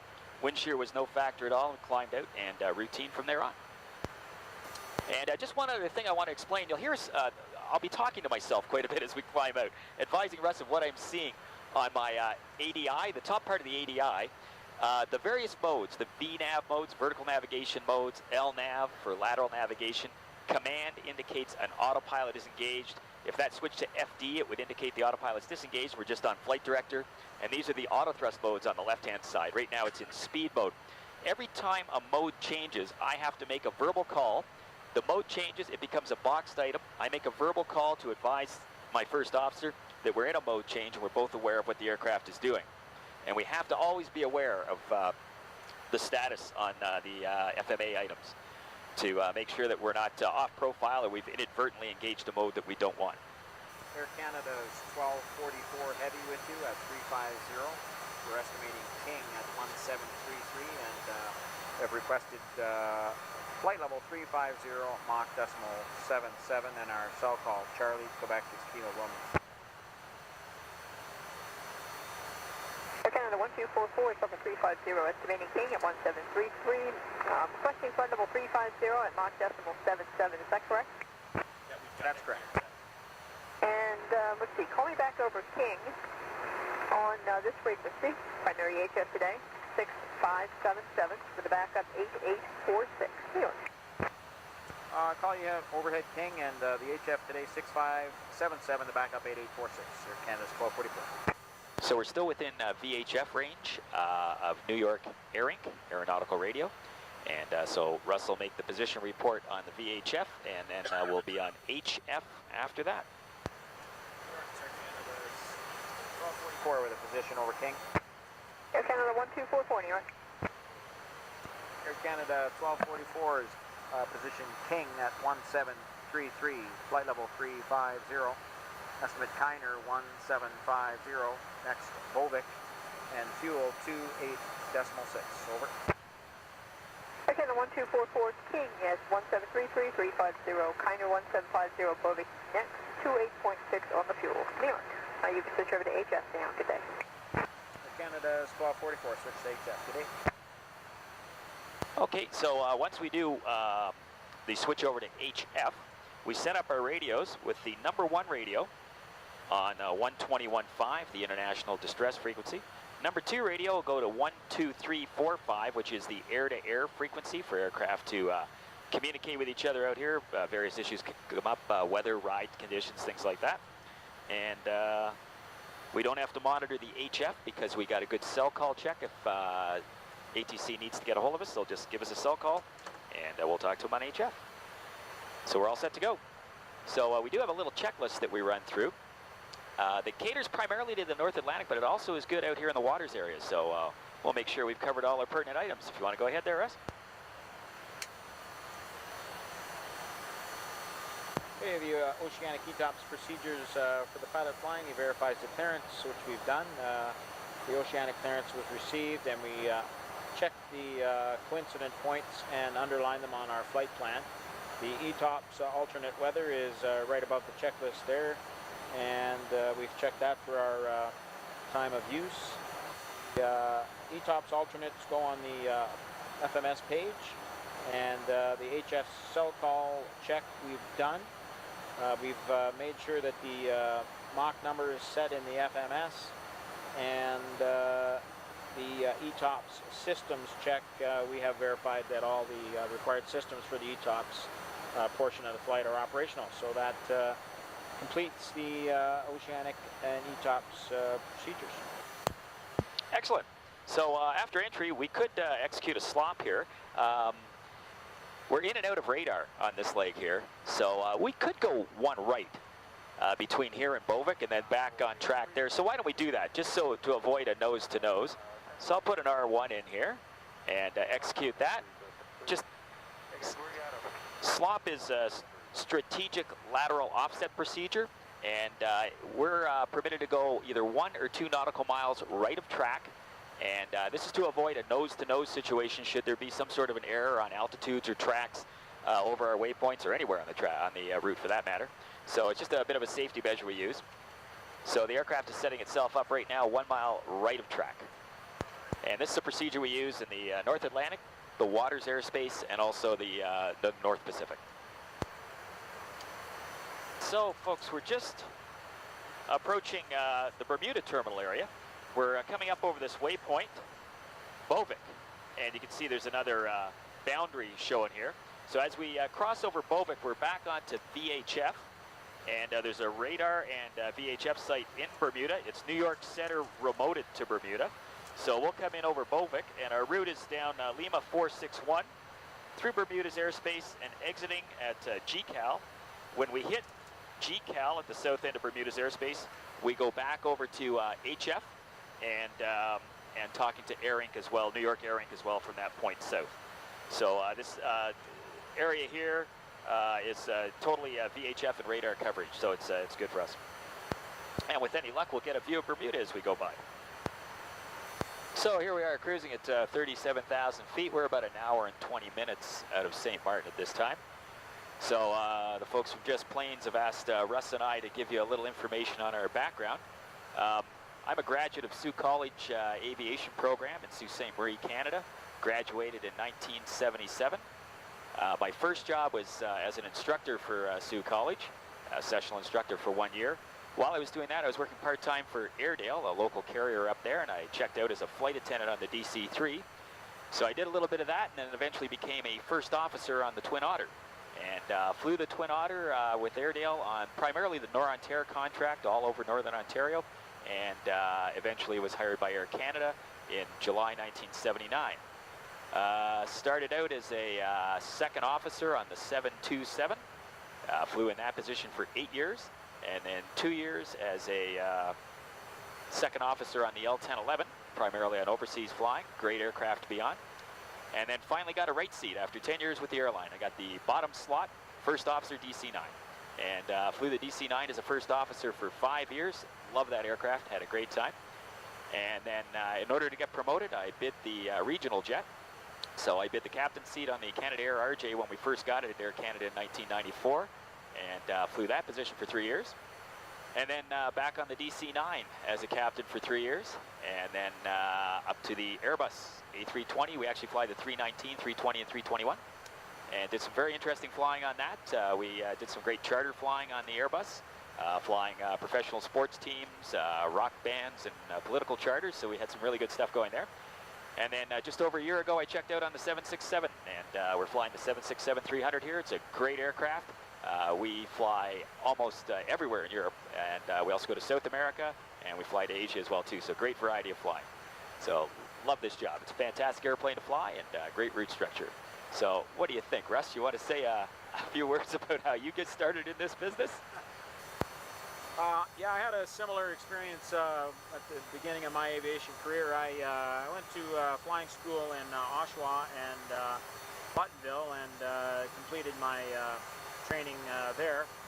Then I went up north and, funnily enough, worked at the same outfit as Jim here at Airedale Flying Service, flying float planes. And I worked my way up to a chief pilot position with a commuter airline in Saskatchewan, and eventually got a job with WestJet, our competition. I was only with them for a year and decided to join Air Canada's team. I was one of the lucky pilots to be hired directly onto the right seat of the 767, and I've been there ever since. And I agree with Jim. This is probably one of the best airplanes in the fleet as far as destinations go. And I also agree with him that I love the airplane. Okay, so we're all set to get ready for our descent here. Russ has loaded the approach into our flight management computer, and we're planning a Luba 1 arrival into St. Martin to intercept a VOR approach. All we've got for this airport is VOR approach to runway 10, as this aircraft is not GPS equipped, so we're unable the RNAV approach. But weather's excellent, and the minimums are at 550 feet here, so we'll have no issues at all with weather. So let's start off with a briefing on the Aluba 1, if you're all set. 10-2, it's effective 2nd of July, 2009. And it comes off of the turnkey intersection. We pick up a 225 track from there, and it basically comes down just to intercept our final approach track, which is the 276 radial inbound to the St. Martin VOR. So that leads us into the the VOR Zulu runway 10. It's 13-2, effective 2nd July 09. And the VOR is Papa Juliet Mike on 13-0, approach course 096 degrees. Minimum altitude by Deber is 1,600 feet. The MDA, we add 50 feet to the published for this operation, so it's 550 on the barometric altimeter. And you can call me 100 above minimums. I'll call landing or go around flaps 20. In the event of a go around, it's track 180 degrees, climb to 4,000, passing 2,600 feet within 10 DME, take a left turn, direct the Papa Juliet Mike VOR, and hold. Transition level, 6,500 feet for us on the descent. And the highest MSA is off to the southwest, 4,100 feet down in that quadrant. Got high terrain off the end of the runway as well, too. So the charted visibility for this approach is 3,500 meters. I'll call 100 above and minimum. Okay, and if we do go around, Russ, I'll call go around flaps 20. I'll hit the go around switches and ensure go around thrust is achieved, go around attitudes attained, and I'll fly the command bars. Okay, when I see positive rate, I'll call. Okay, I'll call gear up. Gear select lever up. Very good. So at 400 feet AGL, I will call LNAV or heading select. In this case, LNAV will work fine for us, and fly the command bars. And at 1,000 feet, I'll call bug up. I'll commence acceleration and call for flap retraction on schedule. I'll track the flaps on command. Okay, and once the flaps are selected up and the indicated airspeed is VREF 30 plus 80, I'll call for a flight level change, climb thrust, and command center.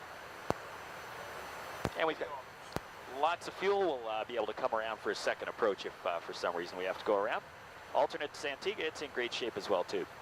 So basically we'll just fly the VNAV path until we're solidly visual, then I'll disconnect and hand fly the rest of the approach. Runway's got about 74.47 is the published length. So we'll go auto brakes 3 and normal reverse. And we'll roll it out to the end and do the turn procedure at the end of the runway. Start up the APU after landing, and we'll use the APU for the station stop. Okay, technical questions. Okay, that all sounds good. What do you say we do a pre-descent checklist, please? All right. So the landing is towards the east. This is the airport on our JEP chart here, and the actual airport diagram. Plan to touch down the first 1,000 feet of this runway, and this approach actually takes us right over the beach and a little roadway. Lots of videos of this approach on YouTube for anybody who's interested. And we roll out right to the end and do our turnaround at the end, taxi on back, and take one of the ramp entrances, whatever tower prefers, and into our parking position. Air Canada 1244 San Juan Center, cross turnkey at and maintain for level 090. Cross turnkey at maintain 090, Air Canada is 1244. Okay, so here comes flight level 090, and that'll be turnkey at 9. American 2136 San Juan Center, radar. I'll put that in as a constraint, okay? 23 miles southeast of the Juice intersection, climb maintain for level 360. Cactus 1693, radar service terminated, contact Bradshaw Tower 119.6. 19.6 for and thrust hold. Cactus 1693, got it. Good day. San Juan JetBlue 872 over Lupo, level 340. Left turn heading 130, cleared for the VOR Zulu, straight approach for me 10, contact tower 118.7. 130 now, the heading cleared for the VOR Z, runway 10, Air Canada's 1244, switching to tower 18.7. Good day, sir. Okay, let's go flaps 1. Flaps going to take you inside a Luba, I don't know if you want to do that. Might just ease it out just a little bit there. I'm going to switch over to tower. Okay.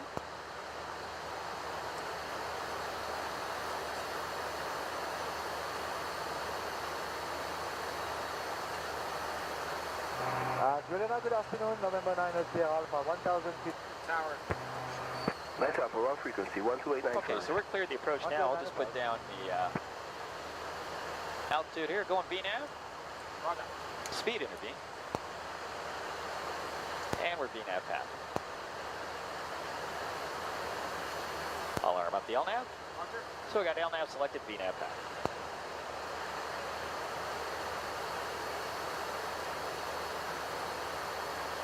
Tower, it's Air Canada's 1244 heavy with you. We're on a heading of 135 to intercept the VOR Z for runway 10. Air Canada 1244, Juliana Tower, runway 10, third land, wind 1008. Clear land, VOR 10, and check the wind. Air Canada's 1244. For clear land, runway 10. Clear land. Okay, we're cleared to land. Okay, let's go flaps 5, please. Flap 5 select. Bring it back to 180 for now.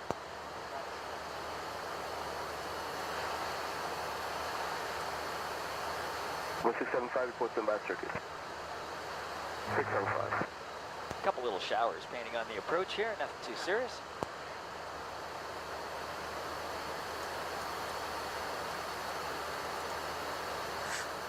There we go, 180 knots. Beautiful.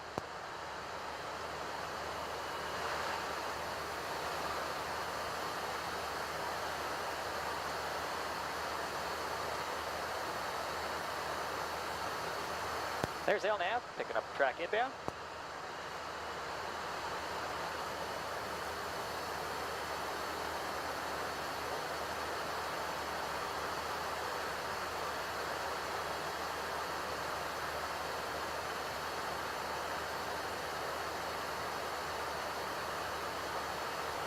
So Aluba is 10 miles out, and we're just coming up on 0.8 miles from there.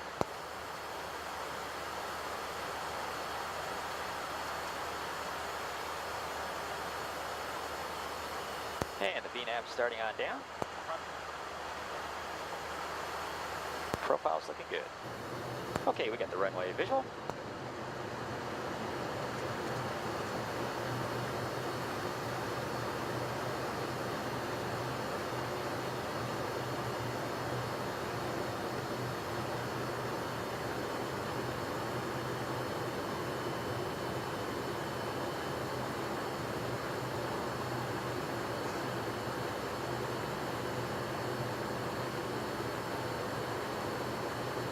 And our missed approach is 4,000. If you could dial that in for us, please. Russ, thank you.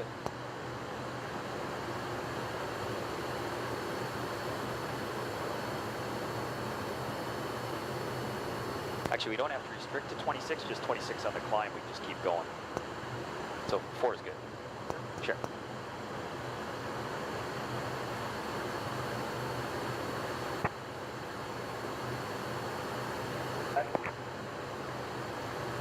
Okay, so we're coming up on Deborah. 1600, missed approach 4,000. Okay, and flaps 25.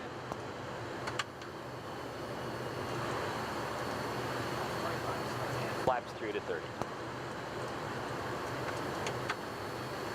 Flaps 30, select. Okay, autopilot's coming off. We're going to transition. Transition just a little right here to get right on the center line. We could do a quick one. 676.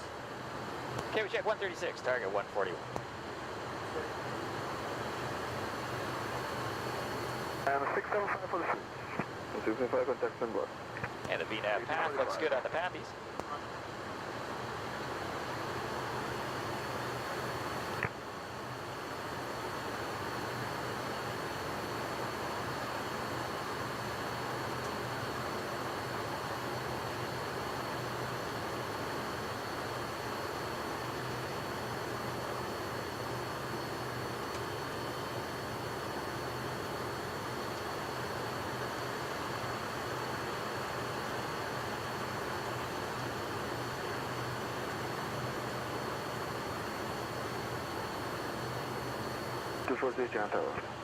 Right on the path here. Latest flight director's off. Blackman 240, turn right down 101011, altimeter 3005. 3005, we join a right down 10, can see 240. 1011.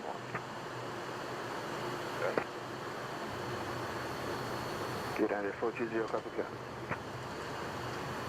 And the auto throttle's off.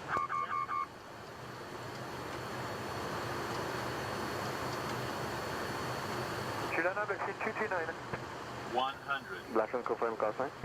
339, good evening, Charlie 3, request taxi to St. Barb. Request Alpha. Blackman 239, taxi Alpha, Osha 101012, altimeter 3005. 3005, taxiing Alpha, Blackman 239. And manual braking.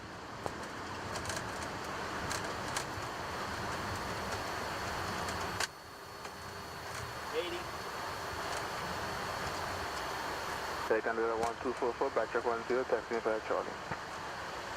Backtrack 10, taxi via Charlie, Air Canada is 1244. Okay, so we'll just roll it out to the end. Turn it around up here.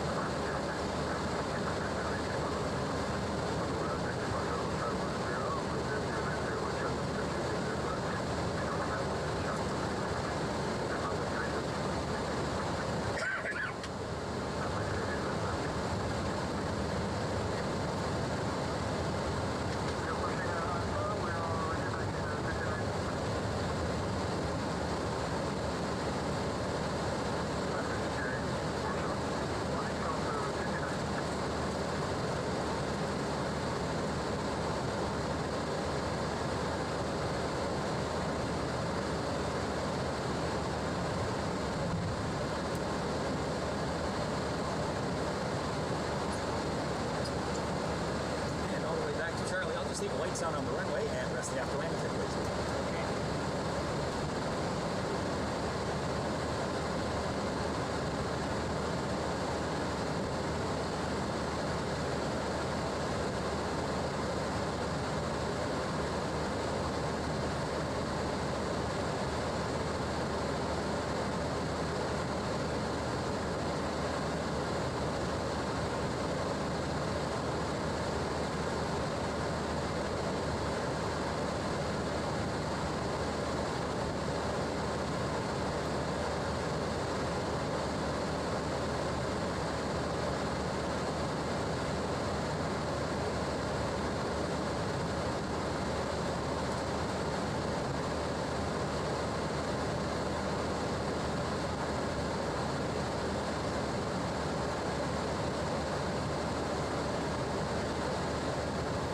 Welcome to St. Martin. Truly a beautiful approach coming in there, and lots of fun flying into this place.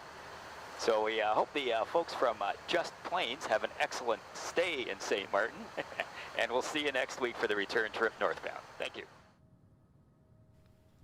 Oh, wow, there you go. There it is.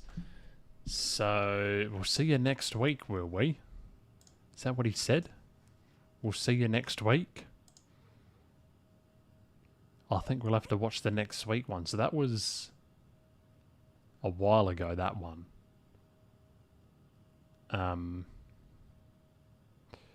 Yeah, that pre-flight briefing, that was very thorough. A very, very thorough pre-flight briefing. Captain Jim.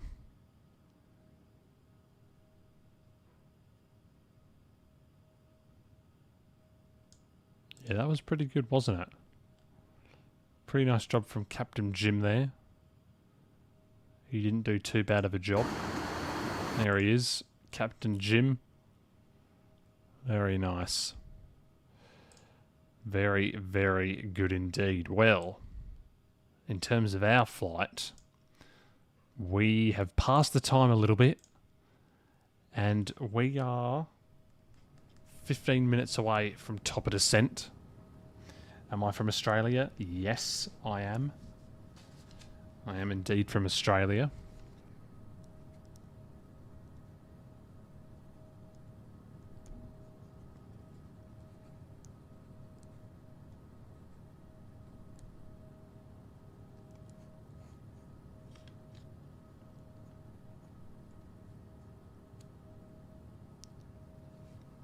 So yeah, we're just under 15 minutes away from TOD. Does Saudia do flights from Jeddah to Dubai in 777? I don't think so. They only use... well, I can actually show you. I'm pretty sure they only use A320 and A330. I'm pretty sure that's all they use. I've got it up here. Let me go to OEJN. I'll go here and I'll go to more. I'm pretty sure they only do the Airbuses. Well, A320 and A330. I don't think the 777 does it. We want Dubai. So Saudia 320, 321, Neo 320, A330, 320, 320, 320. Yeah, it's only the 330 and the 320. But Emirates, they fly the A380 from this airport. I was going to do an Emirates A380 flight, but then I thought, well, we've already done a lot of them. So I decided to go with this instead. Whoops. I keep doing that. So it looks like it's going to be a night landing for this one. So yeah. Get ready for that. A night landing into Dubai. Going to go ahead and do this. There we go. So yeah, that's the A380 flight of the Emirates.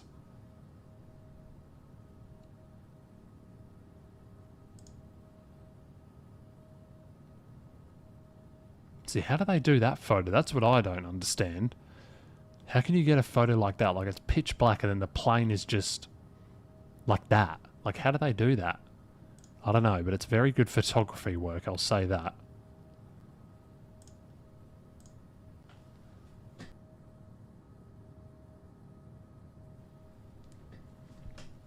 So yeah, about 12 minutes to go. We do or don't have Centre online. We don't. But we still have full ATC services.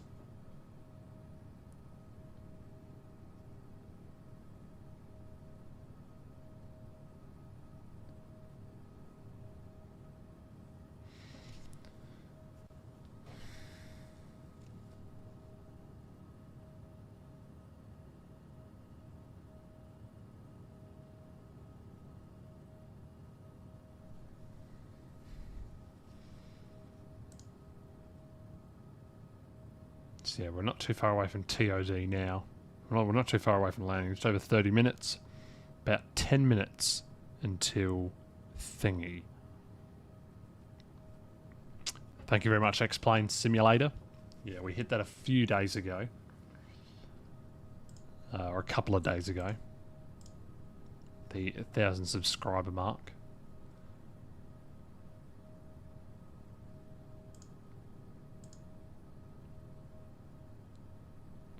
Which was good to see.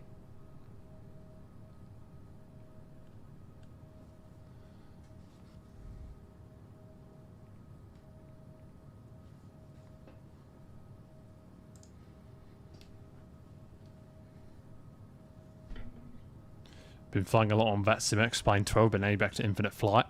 Yeah, I wanna try out one of the PC games, but I don't have the hardware. Currently, I'm only using a laptop, and that is definitely will not be capable of playing X-Plane on it. Or maybe it might be, but I don't think I'll be able to do that and stream on it. Definitely not. So yeah, I mean, this will do for now. This is all right. I'm happy with doing this. So 1540, we actually... No, we might be a little bit early on the ETA.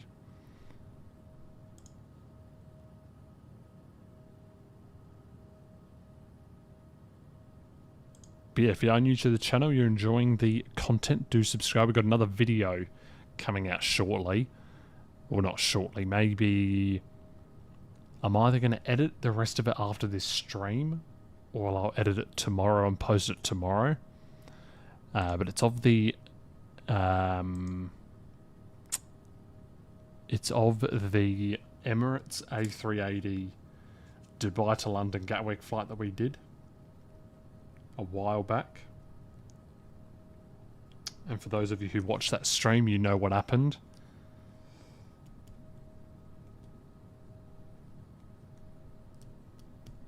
So yeah. You subbed, thank you very much. Thank you, thank you.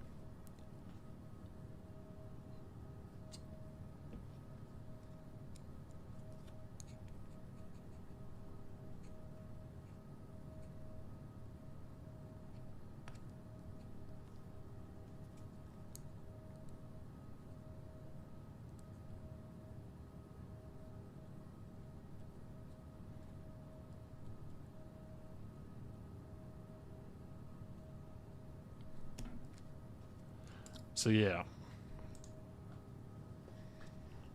that was quite a nice achievement there. I think I can turn this off. All right, let's look at the star. Look at the star again. We'll probably be vectored around a little bit, probably. Is what I'm predicting. Maybe. Might happen. Depends how many... Well, let me check how many planes are inbound, actually. I'll do that. And then we'll take a look at the chart right now. I'm just going to quickly check how many inbounds we've got. Oh, okay. It's pretty busy. 24 inbounds in the next 20 minutes. And then total inbounds is 138. But there's 24 landing in the next 20 minutes. Anyway, so this is the flight plan we've done. We flew all the way through there, through there, through there. We've just turned towards SROM. So we're just on this leg here, Golagoo to SROM. And we'll be at SROM in about 3 minutes. We're going to start our descent at around Boppet, I think. Looks to be where we're starting it. In around 60 nautical miles. So, actually no, yeah, Boppet. Maybe just before Boppet. And then we're going to come in here. Let me open the chart overlay. Here it is. So we come in from Lorad at 230 knots below 16,000, or at or below 16,000. Augur, Pebis, Emopo. Delta Bravo 531 above 8,000. Now this is for the departures, I'm pretty sure. I think maybe the departures climbed to 7,000. I'm not sure. But it's definitely the line of departure.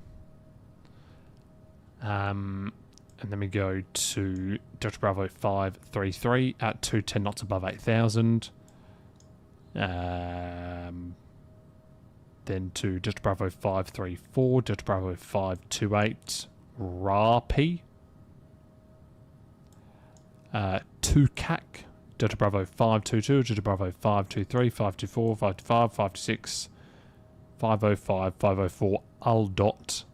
And then the ILS runway 30 left is what we'll probably go for. Here's that one. So Aldot Sedpo, 2,000 feet, and then we intercept the glide slope at Modus. Intercept the glide slope at Modus at 2,000. And yeah, it's a 3-degree glide slope. So pretty standard one. So yeah, that's basically it. And the missed approach is out to Egnot. But that's probably the real life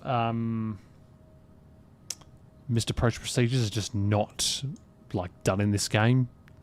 Like you would never do that. You would probably go around, be brought back to there. But I'm not really sure when that's used, to be honest with you. But yeah, this is the arrival. Pretty simple arrival.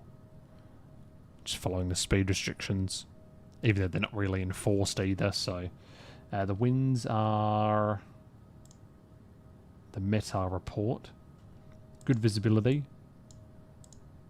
The winds are 340 degrees at 9 knots. Ceiling and visibility okay. Temperature of 30. Dew point of 20. QNH 1012 and no significant changes. 55% humidity right there. So that's quite a lot, I think. Dunno though. Now I wonder if I can go into... Do you reckon they would have the real life ATIS? I don't think so. No, they don't. None available. But yeah, Dubai. There it is.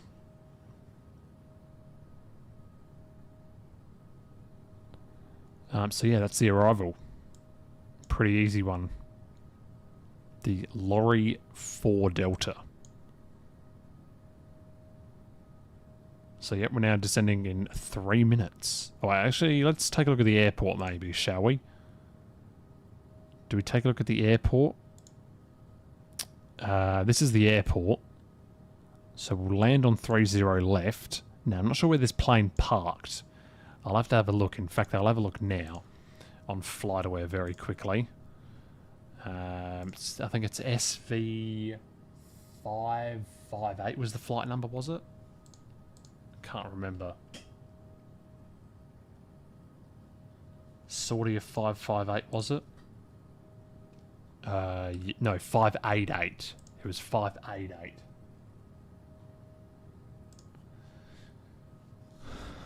Parked at Terminal 1. Okay. So Terminal 1 is Concourse A, is it? So we'll land on 30 left. We'll exit at one of the kilos. Well, they're all kilo. We'll probably exit off at Kilo 8 or Kilo 6. And then taxi along Kilo. And then into the apron. Concourse A. I'm pretty sure Concourse A is... I think it's Terminal 1. I'm going to take a look at the...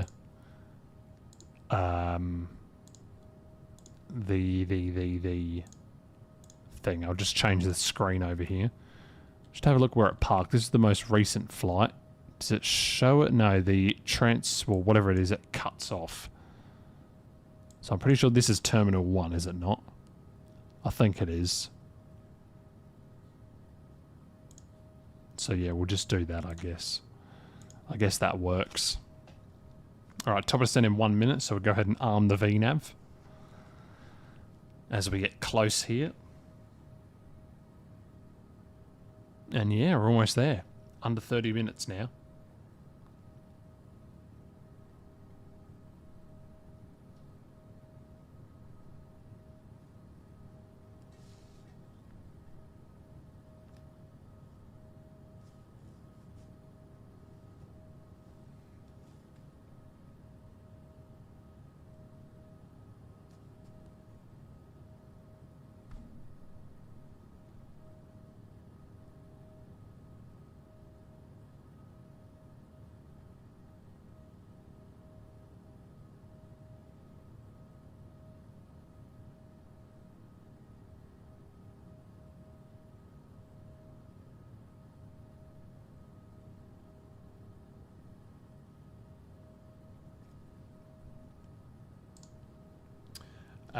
Where are you going to fly tomorrow?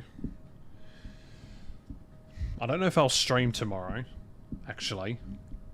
Because I might post a video instead. But if I do, it'll be to Jakarta is the hub.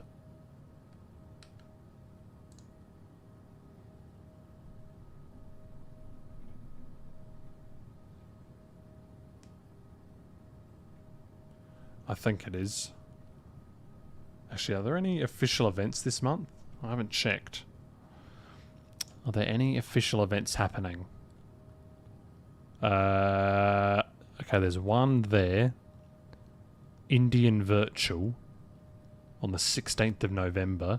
So that's 2 days before I leave. And the Bali Runway Rush. I'm not going to be able to do that one. Probably not.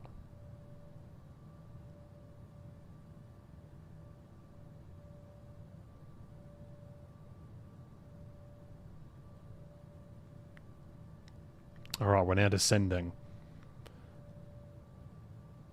And then we've got Ryanair first anniversary. I've got a feeling that'll be busy. 1st of December. So what I'm going to do instead of live streaming is from... So, November the 18th I'm going to Sydney. So actually I might be able to do a stream while I'm in Sydney. Yeah, I might. Because I'm going to be landing in the afternoon of the 18th. So, and I usually stream at night time, Australian time. So I could stream in Sydney. I actually don't even know what hotel I'm staying at yet. It's being organised by someone else. Hopefully it's a nice hotel. Hopefully it's got internet. And then... yeah, I don't know. We'll just see what happens. We'll just see what happens.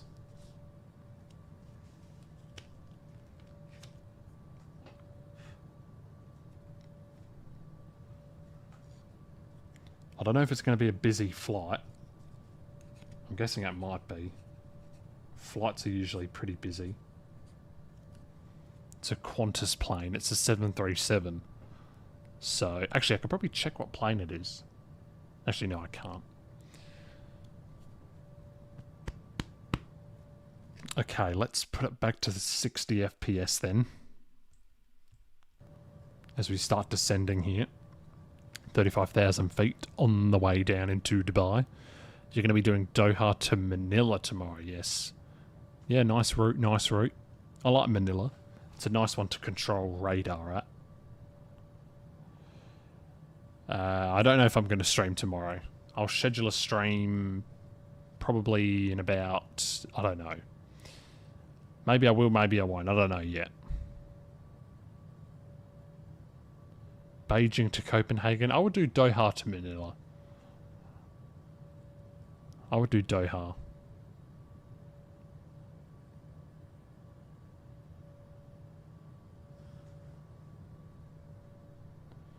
So yeah, just descending just before Boppet.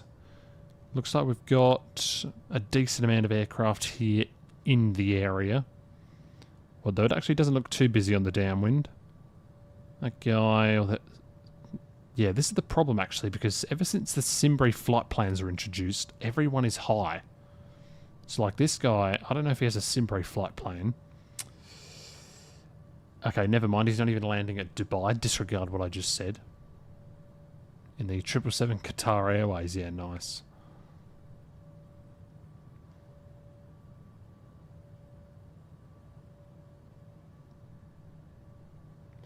Next thing we'll need is the seatbelt sign.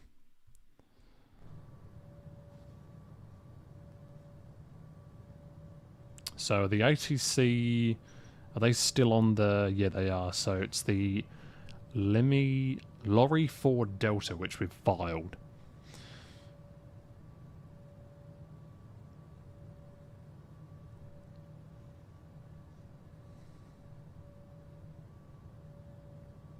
Alright, I've got to turn on our brightness on my iPad. Can't see anything. There we go. Now I can see a lot. This is way better. There we go. This is good. Alright. So yeah, we're on the way down. Should you always use present time? No. No. You can set it to whatever time you want.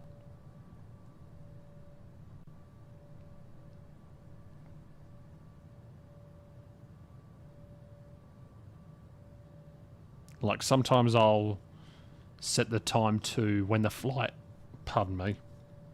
Sometimes I'll set the time to when the flight actually departed. So for example, if a flight departed at 5 PM Zulu time, I'll actually set it to 5 PM Zulu time.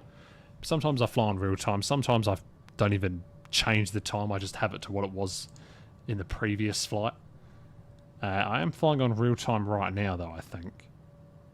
So I think it's 7:10 in Dubai right now, or 19:10. Let's have a look here. Dubai time. Yeah, 7:10 PM in Dubai. Can you see that? Can you see it? Oh, I'm on low battery. Oh, it's backwards as well, so you can't really see it. But there you can see it says 7:10 PM. So yeah. And I'm on low battery as well, which isn't good. Alright, about 20 minutes to a landing. We have to be... actually, we have to be at a speed restriction, don't we? We have to be 230 knots. This one. 230 knots. So it's actually going to be a little bit of a delay. If we slow down. Alright, so plane is coming out of Mach speeds. So we could just continue this high acceleration, actually. So it's what waypoint is it? Sorry? Lorid. Yeah, Lorid at 230. So we're still... Oh, actually, we're quite close to it. It's only going to take us another 5 or so minutes to get there.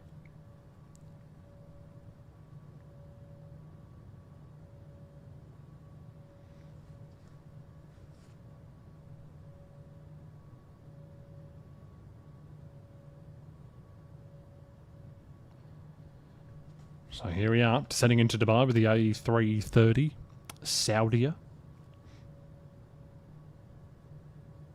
Very nice aircraft. I do like the A330. It's a very nice aircraft to fly. And actually, I might set up an even better view here. This could be a nice one.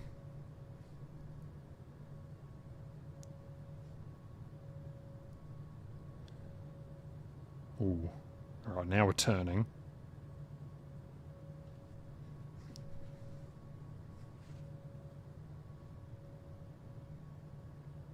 Whoops.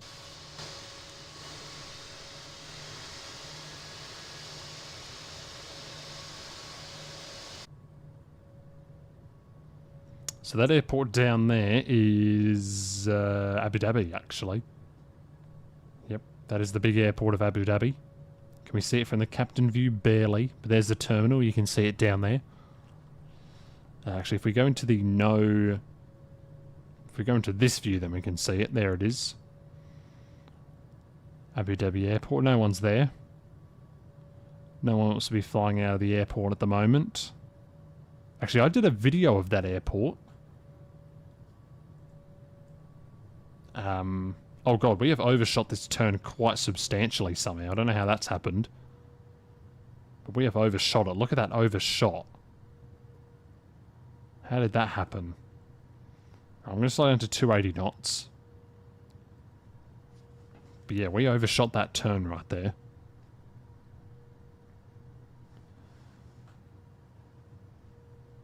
I'm just going to go direct to Uknav now.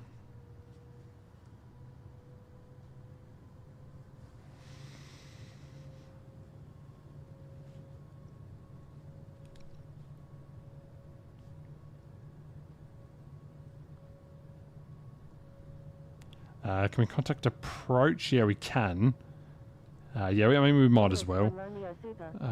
Runway 30 left, and we're going to request the ILS. Oscar is 3 nautical miles west of Abu Dhabi at 22,900 feet. Requesting ILS approach runway 30 left at Dubai International. Speedbird 469. Contact Dubai Tower on 1. Make it simple. We did a visual approach yesterday and the day before, so we'll go back to the old classic ILS. 19,600 feet. Requesting flight following to Dubai International. Contacting Dubai Tower on 126. Victor Hotel Lima Echo Oscar. Continue. Roger. Victor Hotel Alright, Lima got the Echo continuous filed. Emirates 1 Romeo Super. Turn left heading 030. Turn left heading 030. Emirates 1 Romeo Super. Emirates 001 Kilo Echo. Through 21,000 feet now. Frequency change approved Emirates 271. Good day. Vista 98 Quebec. You're in an active airspace. Please contact Dubai arrivals on 124.9. Turn left heading 100, Emirates 001 Kilo Echo. Bangkok Air 28 Victor Golf. Frequency change approved. Good day.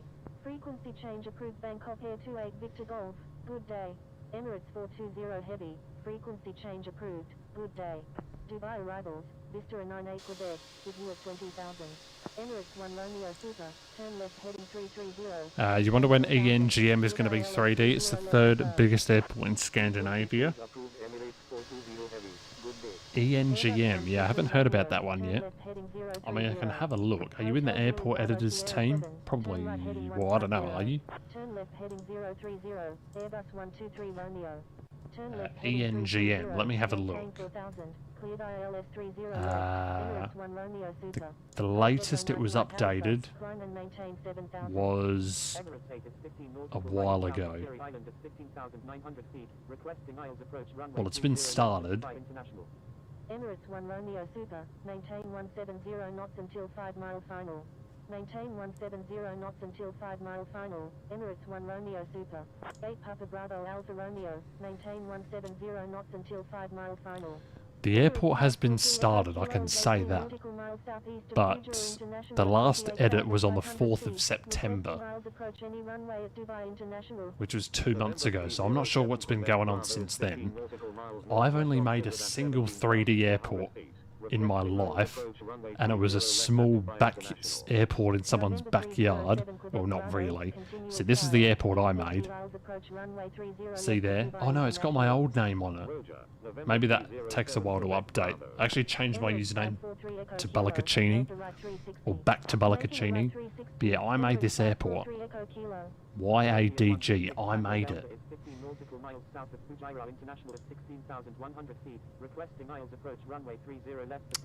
Probably not actually. Oslo won't be 3D by the next update.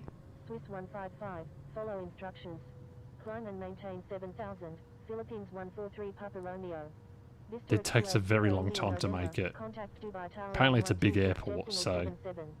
Contacting Dubai Tower on 126.77, Vista 280 India November. The 3D... I don't think the 3D has started yet. Like, the 2D is done, but the 3D, like the buildings and that, they haven't maybe started it. Air India 126 Tango Delta, continue as filed. So yeah. Approach runway 30 left at Dubai International. Roger, Air India 126 Tango Delta.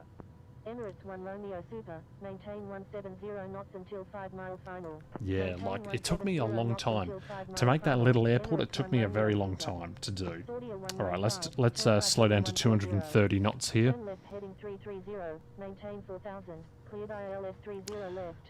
Yeah, it took me quite a while to make my airport. It took a decent amount of time. Turn right heading 120, Vista 98 Quebec.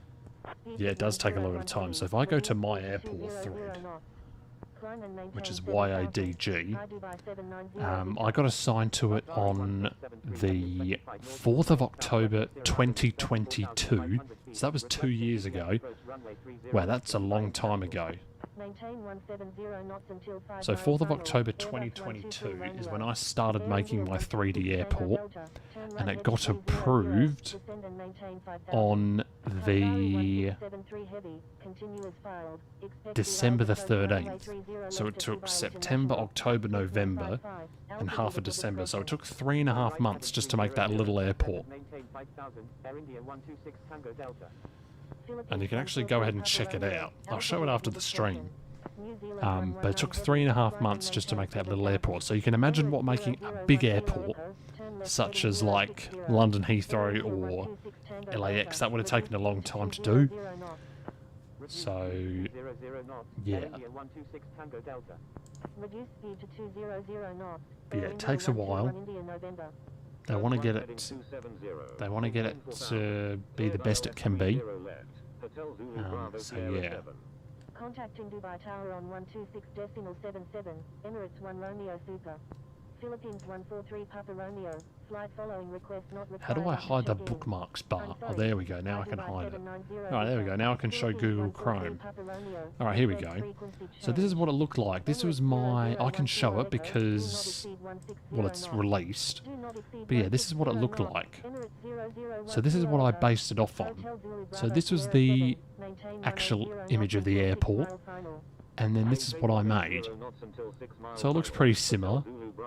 So yeah, as you can see, if I go up to the top here, so this is me. It was made on the 4th of October, and it was finished, it was approved by Zachary, the airport reviewer, on the December 13th.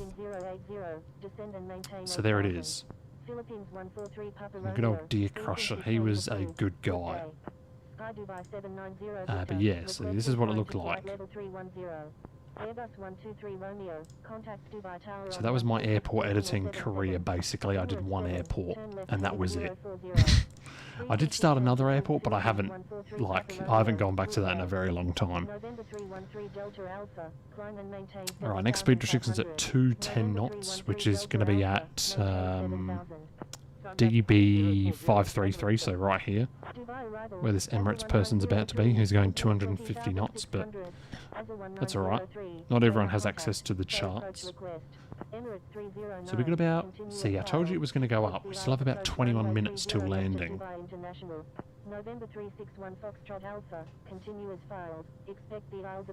Right, 14,000 feet has been reached.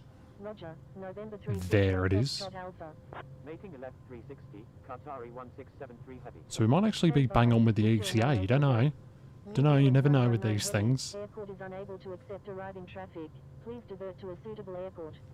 Ooh, we've got a diversion maybe. For some other guy, not for me.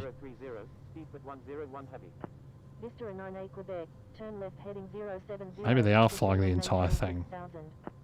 Oh no. Well, that guy's been cut in. That guy got cut in. Well, there's Levi. IFACC trainer.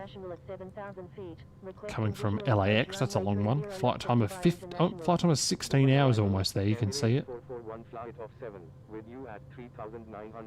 Don't know if you can hear that dog barking. Is there anyone flying with him? Good day. Thank you. Good day. Swiss 155. I think he was on his own. A few planes on the ground.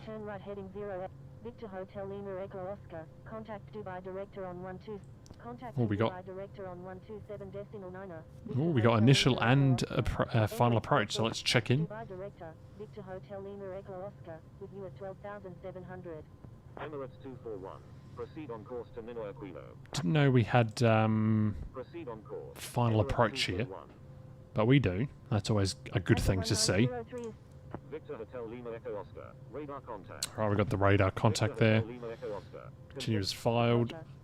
Oh, it's a controller change. Oh, I thought it was initial. Never mind. Disregard. Disregard. Continue as filed. Expect the Isles approach runway 30 left at Dubai International. Emirates 767 is 15 nautical miles south of Fujairah International at 18,700 feet. Requesting Isles approach any runway at Dubai International. Roger, ASA 1903. November 307 Quebec Bravo. Descend and maintain 8,000. Mervyn is closing scan open. Yeah, he was open on center a while ago. Now he's on the approach frequency. Requesting visual approach any runway at Dubai International. Descend and maintain 8,000. November 307 Quebec Bravo. New Zealand 119 Heavy. Follow instructions or you will be reported. Emirates 767. Expect vectors for the Isles approach runway 30 left at Dubai International. We'll go to the seatbelt sign now. November 361 Foxtrot Alpha. Passengers can buckle in. Approach runway 30 left at Dubai International. Dubai Director, China Eastern 715 Heavy, with you at 1,500. Dubai Director, Qatari 1673 Heavy, with you at... Actually, after watching that 767 video, I kind of want the 767 to be updated next. China Eastern 715 Heavy, requesting climb to flight level 350. Qatari 1673 Heavy, radar contact. Say approach request. Emirates 309 is 4 nautical miles west of Al Sakar at 14,500 feet. Request Victor Hotel Lima Echo Oscar. Descend and maintain 9,000. Roger. Alright, down to 9,000. Descend and maintain 9,000. Victor Hotel Lima Echo Oscar. Emirates 543 Echo Kilo. Expect vectors for the Isles approach runway 30 left at Dubai International. Emirates 309. Continue as filed. Expect the Isles approach runway 30 left at Dubai International. I think I'm going to change my control sensitivity back to low. Turn left heading 180. Descend and maintain 14,000. Turn right heading 170. Right, I'm going to do a quick flight control check here. November 361 Foxtrot Alpha. Okay, it's still working. 1903. Descend and maintain 9,000. Turn left heading 180. Started your flight. Got about 3 hours left. Alright, roger that. Good luck with the eventual landing. Emirates 241. Frequency change approved. I wonder how many people are still awaiting airport editing access. That would be an interesting number to know. Emirates 543 Echo Kilo. Turn right heading 260. Descend and maintain 12,000. Turn right heading 340. Descend and maintain 10,000. Emirates 767. Dubai Director, Bombardier 140, with you at 6,000. Dubai director is 13 nautical miles southeast of Sharjah International at 4,000 feet. Requesting miles approach runway 30 left at Dubai International. Bombardier 140, radar contact. Bombardier 140, expect vectors for the Isles approach runway 30 left at Dubai International. Emirates 7, expect vectors for the Isles approach runway 30 left at Dubai International. Emirates 215 is 4 nautical miles northwest of Dubai International at 3,200 feet, requesting flight following to Los Angeles. Emirates 8, expect vectors for the Isles approach runway 30 left at Dubai International. Emirates 441 flight of 7, frequency change approved. Good day. Emirates 596 Super is 9 nautical miles southeast of Al Minhad Air Base at 4,200 Can we see the airport? I think that's it there, but it hasn't loaded in. See if I can load it in. 73 heavy, increase speed to 250 knots. No. Should have loaded in by now. But it hasn't.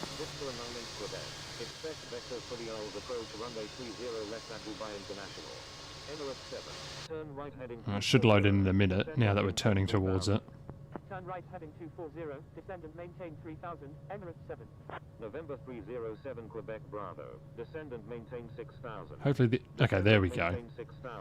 I was going to say, hopefully the airport loads in, but there we go, it's loaded in. Expect vectors for the Isles approach runway 30 left at Dubai International. Vista 98 Quebec, expect vectors for the Isles approach runway 30 right at Dubai International. Descend and maintain 4,000. Whoops. Okay, well I don't really need the charts open anymore because I know what I'm doing. Or do I? No, I don't. I don't. Well, if we get speed restriction, then I won't. Then I definitely won't need it. But let me just write down the speed things, and then it'll be fine after that. So DB533. Let me just write it down in here. DB. Vista 98 Quebec. Victor Hotel Lima Echo Oscar. Descend and maintain 7,000. Okay, descend and maintain 7,000. DB533. Oh no, my pen's running out. My pen's run out. No. This is my favourite pen. It's run out of ink. I've used it so much. Yeah, it's gone. Pen's just died. I'm going to have to use a permanent marker. So that's 210. Then DB524. That's 185. Okay. Oh, that smells. Do you know that permanent marker smell? I just got that. Oh, I liked using that pen. Alright, down to 210 knots. We've got the airport off to our left. There it is. We've got someone flying underneath us. Where are they? Can we see them? Oh, there they are. Emirates A330. Emirates 8, turn left heading 120, descend and maintain 5,000.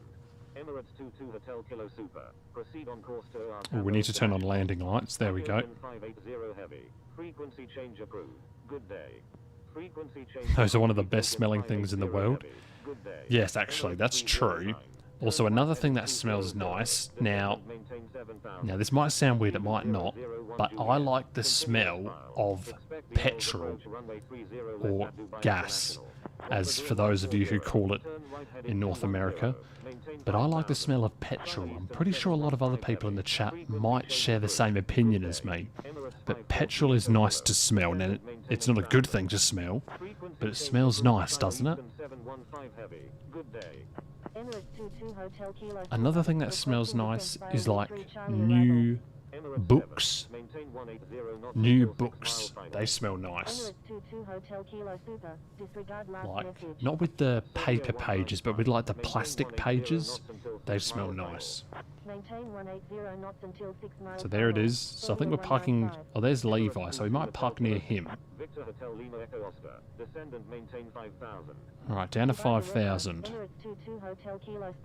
So it looks like we're going to be getting an expedited arrival, which is good. Azul 1903, descend and maintain 6,000. Emirates 543 Echo Kilo. Turn right heading 310. Descend and maintain 6000. So yeah, by expedited arrival, I mean we're going to be Turn left heading 260. turning like this. We're not going to be flying this entire thing out here. China Eastern We're going 282 to turn in Romeo like that, Heavy. Turn right heading 340. which Descend is and maintain good. 11,000. Turn right heading 310. Emirates 543 Echo Kilo. Bombardier And we've still got Lester Xavier right online. heading 270. I messaged him to stay online, and he has. ILS 30 left approach. Express India 347. Friends can also agree with you that petrol it smells nice. Yeah, it does smell nice, it does. Like whenever I go and fill up the petrol in my car, I just smell it. Well, I don't smell it vigorously, I'm just aware of it. Aware of the smell, if you know what I mean. Good day. November 361 Foxtrot Alpha. Right, there's that flashing thing. Now 524, well I'm just going to slow down anyway, 200 knots. November 307 Quebec Bravo. Requesting descent to 4000. Reduce speed to 200 knots. November 361 Foxtrot Alpha. November 307. So there's the airport in the background, that's a nice view. With the airport in the back there. November 307 Quebec Bravo. Emirates 596 Super. Drop some flaps. 180 knots until 6 mile final. Dubai Director. Speed at 128. With you at 10,300. Alarm the spoilers. Vista 98 Quebec. Maintain 180 knots until 6 mile final. Emirates 596 Super. Vista 98 Quebec. Turn right heading 310. Descend and Right. maintain 3000. Cleared ILS 30 right approach. Got an A380 there on final. Radar contact. Got another guy over there. A330. Oh wait, I think that person took off with us, I'm pretty sure. Yeah, they did. Zulu Juliet Hotel 09. Radar contact. Say approach request. China Eastern 282 Papa Romeo Heavy. Expect vectors for the Isles approach runway 30 left at Dubai International. Hotel Zulu Juliet Hotel.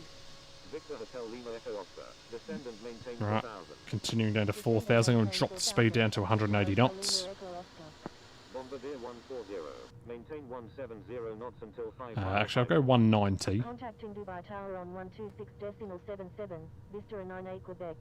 Maintain 170 knots until 5 mile final. Bombardier 140. Sad not to see Matt in the chat. Yeah, I think he said his internet went down, which is unfortunate. Contact Dubai Tower on 126.77. Contacting Dubai Tower on 126.77. Right, flaps 1 plus F. Contacting Dubai Tower on 126.77. Bombardier 140. Emirates 543 Echo Kilo. Turn left heading 210. Turn left heading 210. Emirates 543 Echo Kilo. Delta Delta Charlie Mike Alpha Super. Expect vectors for the Isles approach runway 30 left at Dubai International. Turkish 655. Continue as filed. Expect the Isles approach runway 30 left at Dubai International. Hotel Zulu Juliet Hotel 09. Victor Hotel Lima Echo Oscar. Turn left heading 030. Descend and maintain 3000. Alright, 030 down to 3,000. Speed 180 knots. Turn left heading 030. Descend and maintain 3000. Victor Hotel Lima Echo Oscar. Turn left heading 090. Maintain 7000. Emirates 309. Alright, round we go. Turn left heading 020. Descend and maintain 8000. Turn left heading 020. Descend and maintain 8000. Delta Delta Charlie Mike Alpha Super. Emirates 767. Turn right heading 350. Descend and maintain 9000. China Eastern 282 Papa Romeo. iPad is heating up due to the high frame rate. I'm going to unplug it from charge. Descend and maintain 9000. Emirates 767. Turn left heading 280. China Eastern 282 Papa Romeo Heavy. Looks like we're going in front of Emirates here. Delta Alpha is 4 nautical miles northwest of Al This is Maktoum nice. International at 2,400 feet. Requesting Victor Hotel Lima Echo Oscar. Turn left heading 330. Alright. Descend and maintain 330, descend and maintain 3,000. Cleared for the ILS. Set nav 1 on that. We'll go approach mode and keep the descent. There we go. Round we come. You're in an active airspace. Please contact Dubai Director on 127. Alright, beautiful. So it's oh crap, I haven't even put an approach in yet. Oh god, I should probably do that, shouldn't I? There we go. So it's modus at 2000. Roger. November 749 Juliet Alpha. So at Modus will be at 2,000. I forgot to set an approach in, guys. My bad. So let's go direct to the airport. There we go. Emirates 8, he's at 200 knots. He's probably going to have to slow down a bit. Alright, this is a good approach that we're doing right here. Drop the speed down to 170. We go flap 2. Roger. He's at 128. Dubai Director, Delta Whisker Tango Hotel Bravo, with you at 7,100. Emirates 8, maintain 170 knots until 5 mile final. Maintain 170. Oh, we overshot the localizer a little bit, did we? Don't know how that happened. Alright, well there's a guy. November 313 Delta Alpha is 7 nautical miles north of Al Maktoum International at 3,900 feet, requesting flight following to Abu Dhabi. Descend and maintain 4,000 as... In the Qatar, over to Dubai Tower. Contacting Dubai Tower on 126.77, Victor Hotel Lima... Call inbound landing on the ILS 30 left. Oh no, Leicester Xavier went offline. Inbound on the ILS runway 30 left. Going around.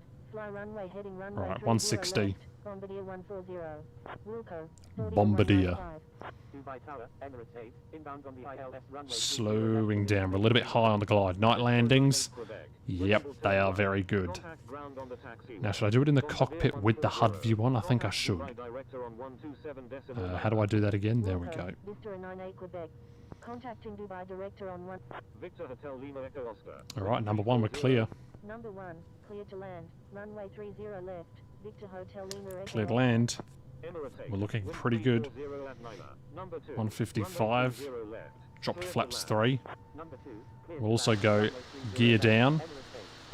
Down comes the gears. On the old gear cam that we've newly established.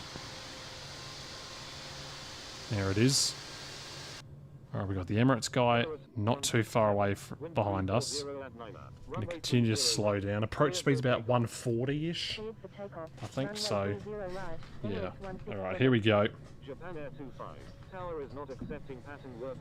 Alright, flaps full.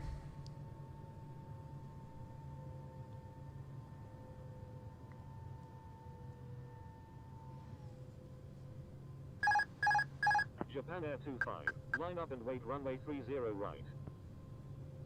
Line up and wait runway 30 right, Japan Air 25. Alright, here we go. Landing into Dubai. Looks like we're bang on the ETA. Checked. Of 1540 Zulu. So we'll take that. Right on schedule. He's steady there. Steady.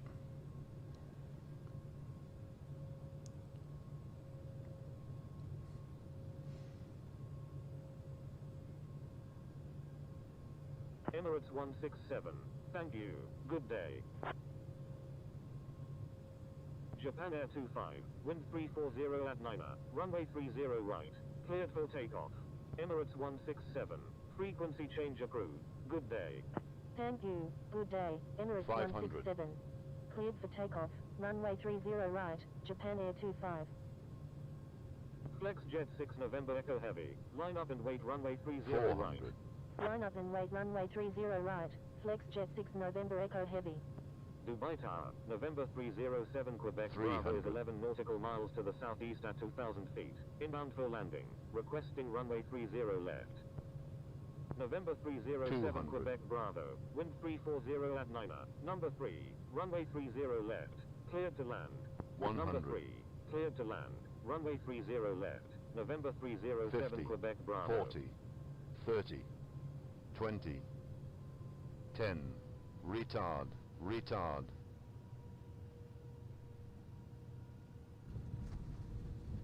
Okay, not bad. Reverse.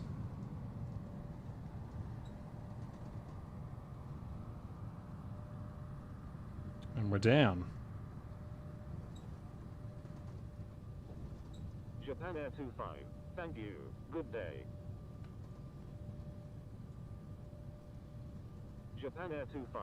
Right, there's 70 knots. Victor Hotel Lima Echo Oscar. When able, turn left. Contact. Probably can't make that exit, so we'll go to the next one. Runway 30 right. Oh, there we go. Welcome to Dubai. Right on schedule there. Right on 1540 Zulu, which is the ETA. 2 hours 21 minutes. Alright, flaps up. Spoilers off. And there we go. Welcome. And we've gone right to the terminal that we're going at. So let's go ahead and slow down a lot here. Okay, lights off. Go to ground, taxi, parking. Alright, there we go. We are in Dubai. After a very, very nice flight indeed. There we go. I'll definitely take the landing. Maybe just a tad aggressive on the flare. Probably should work on that actually. Just being a little bit too aggressive with the flaring. Alright, so let's go start the APU. I think I'm just going to go in here somewhere. Actually, I might just go next to this aircraft here. I might just swing it in here, eh? How about that? How about we just do that? I'm not sure if this is where the plane parked. I'm just going to park it here. Don't know if this is Terminal 1. I'm just going to say that it is.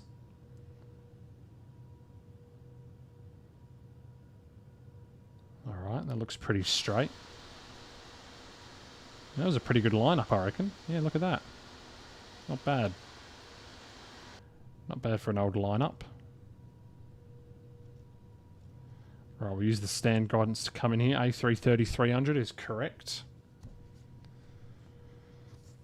Dubai ground, Emirates 425 Alpha Alpha Super, ready to taxi with information Victor. Dubai ground, Emirates 8, request taxi to gate D01 at the concourse A. Emirates 8, taxi to concourse at gate D01 via Kilo 8, Whisker 1, Juliet 2. Taxiing to concourse at gate D01 via Kilo 8, Whiskey 1, Juliet 2, Emirates 8.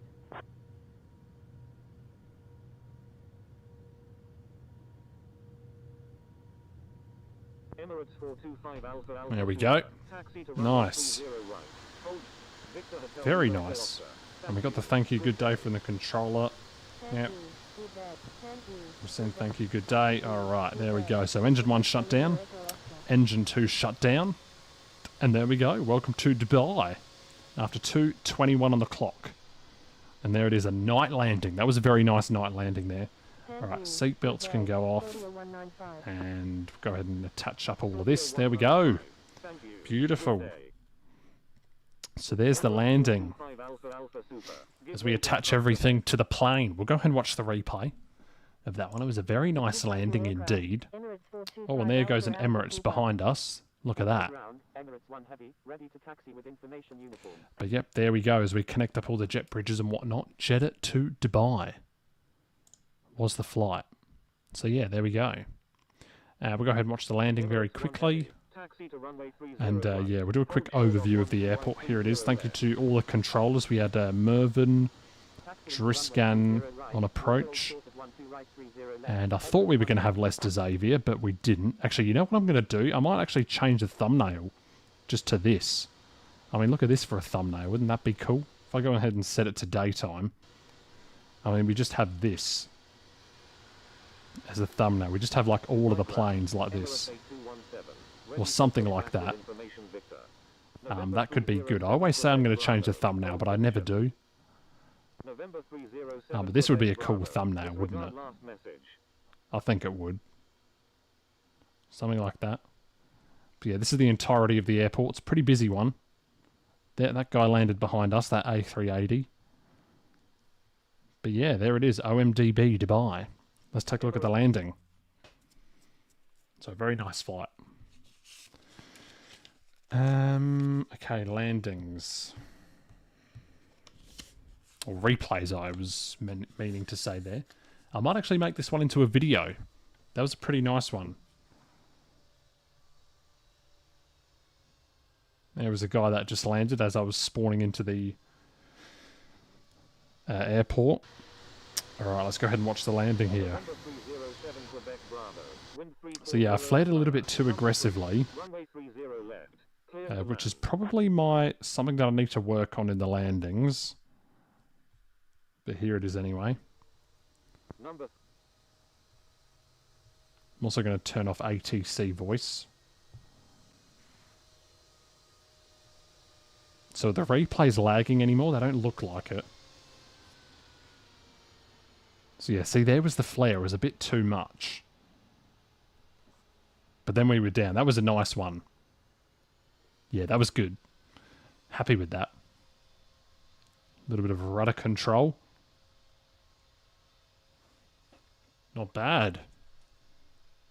Not bad at all.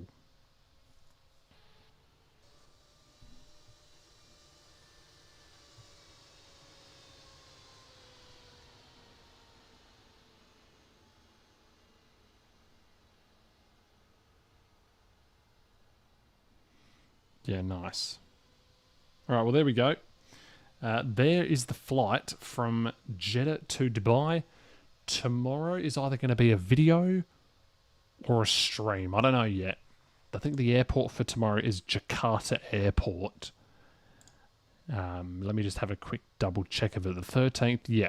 Jakarta, Whiskey, India is the airport. I might even control, because that airport's a fun one to control. So, yeah, that's going to be it from me from the Saudia plane. We'll see you sometime. Maybe it'll be tomorrow. I don't know. But, yeah, that's going to be wrapping it up from me for now. Very nice landing into Dubai. And I'll see you in the next stream or the next video. So, see you then. See you later.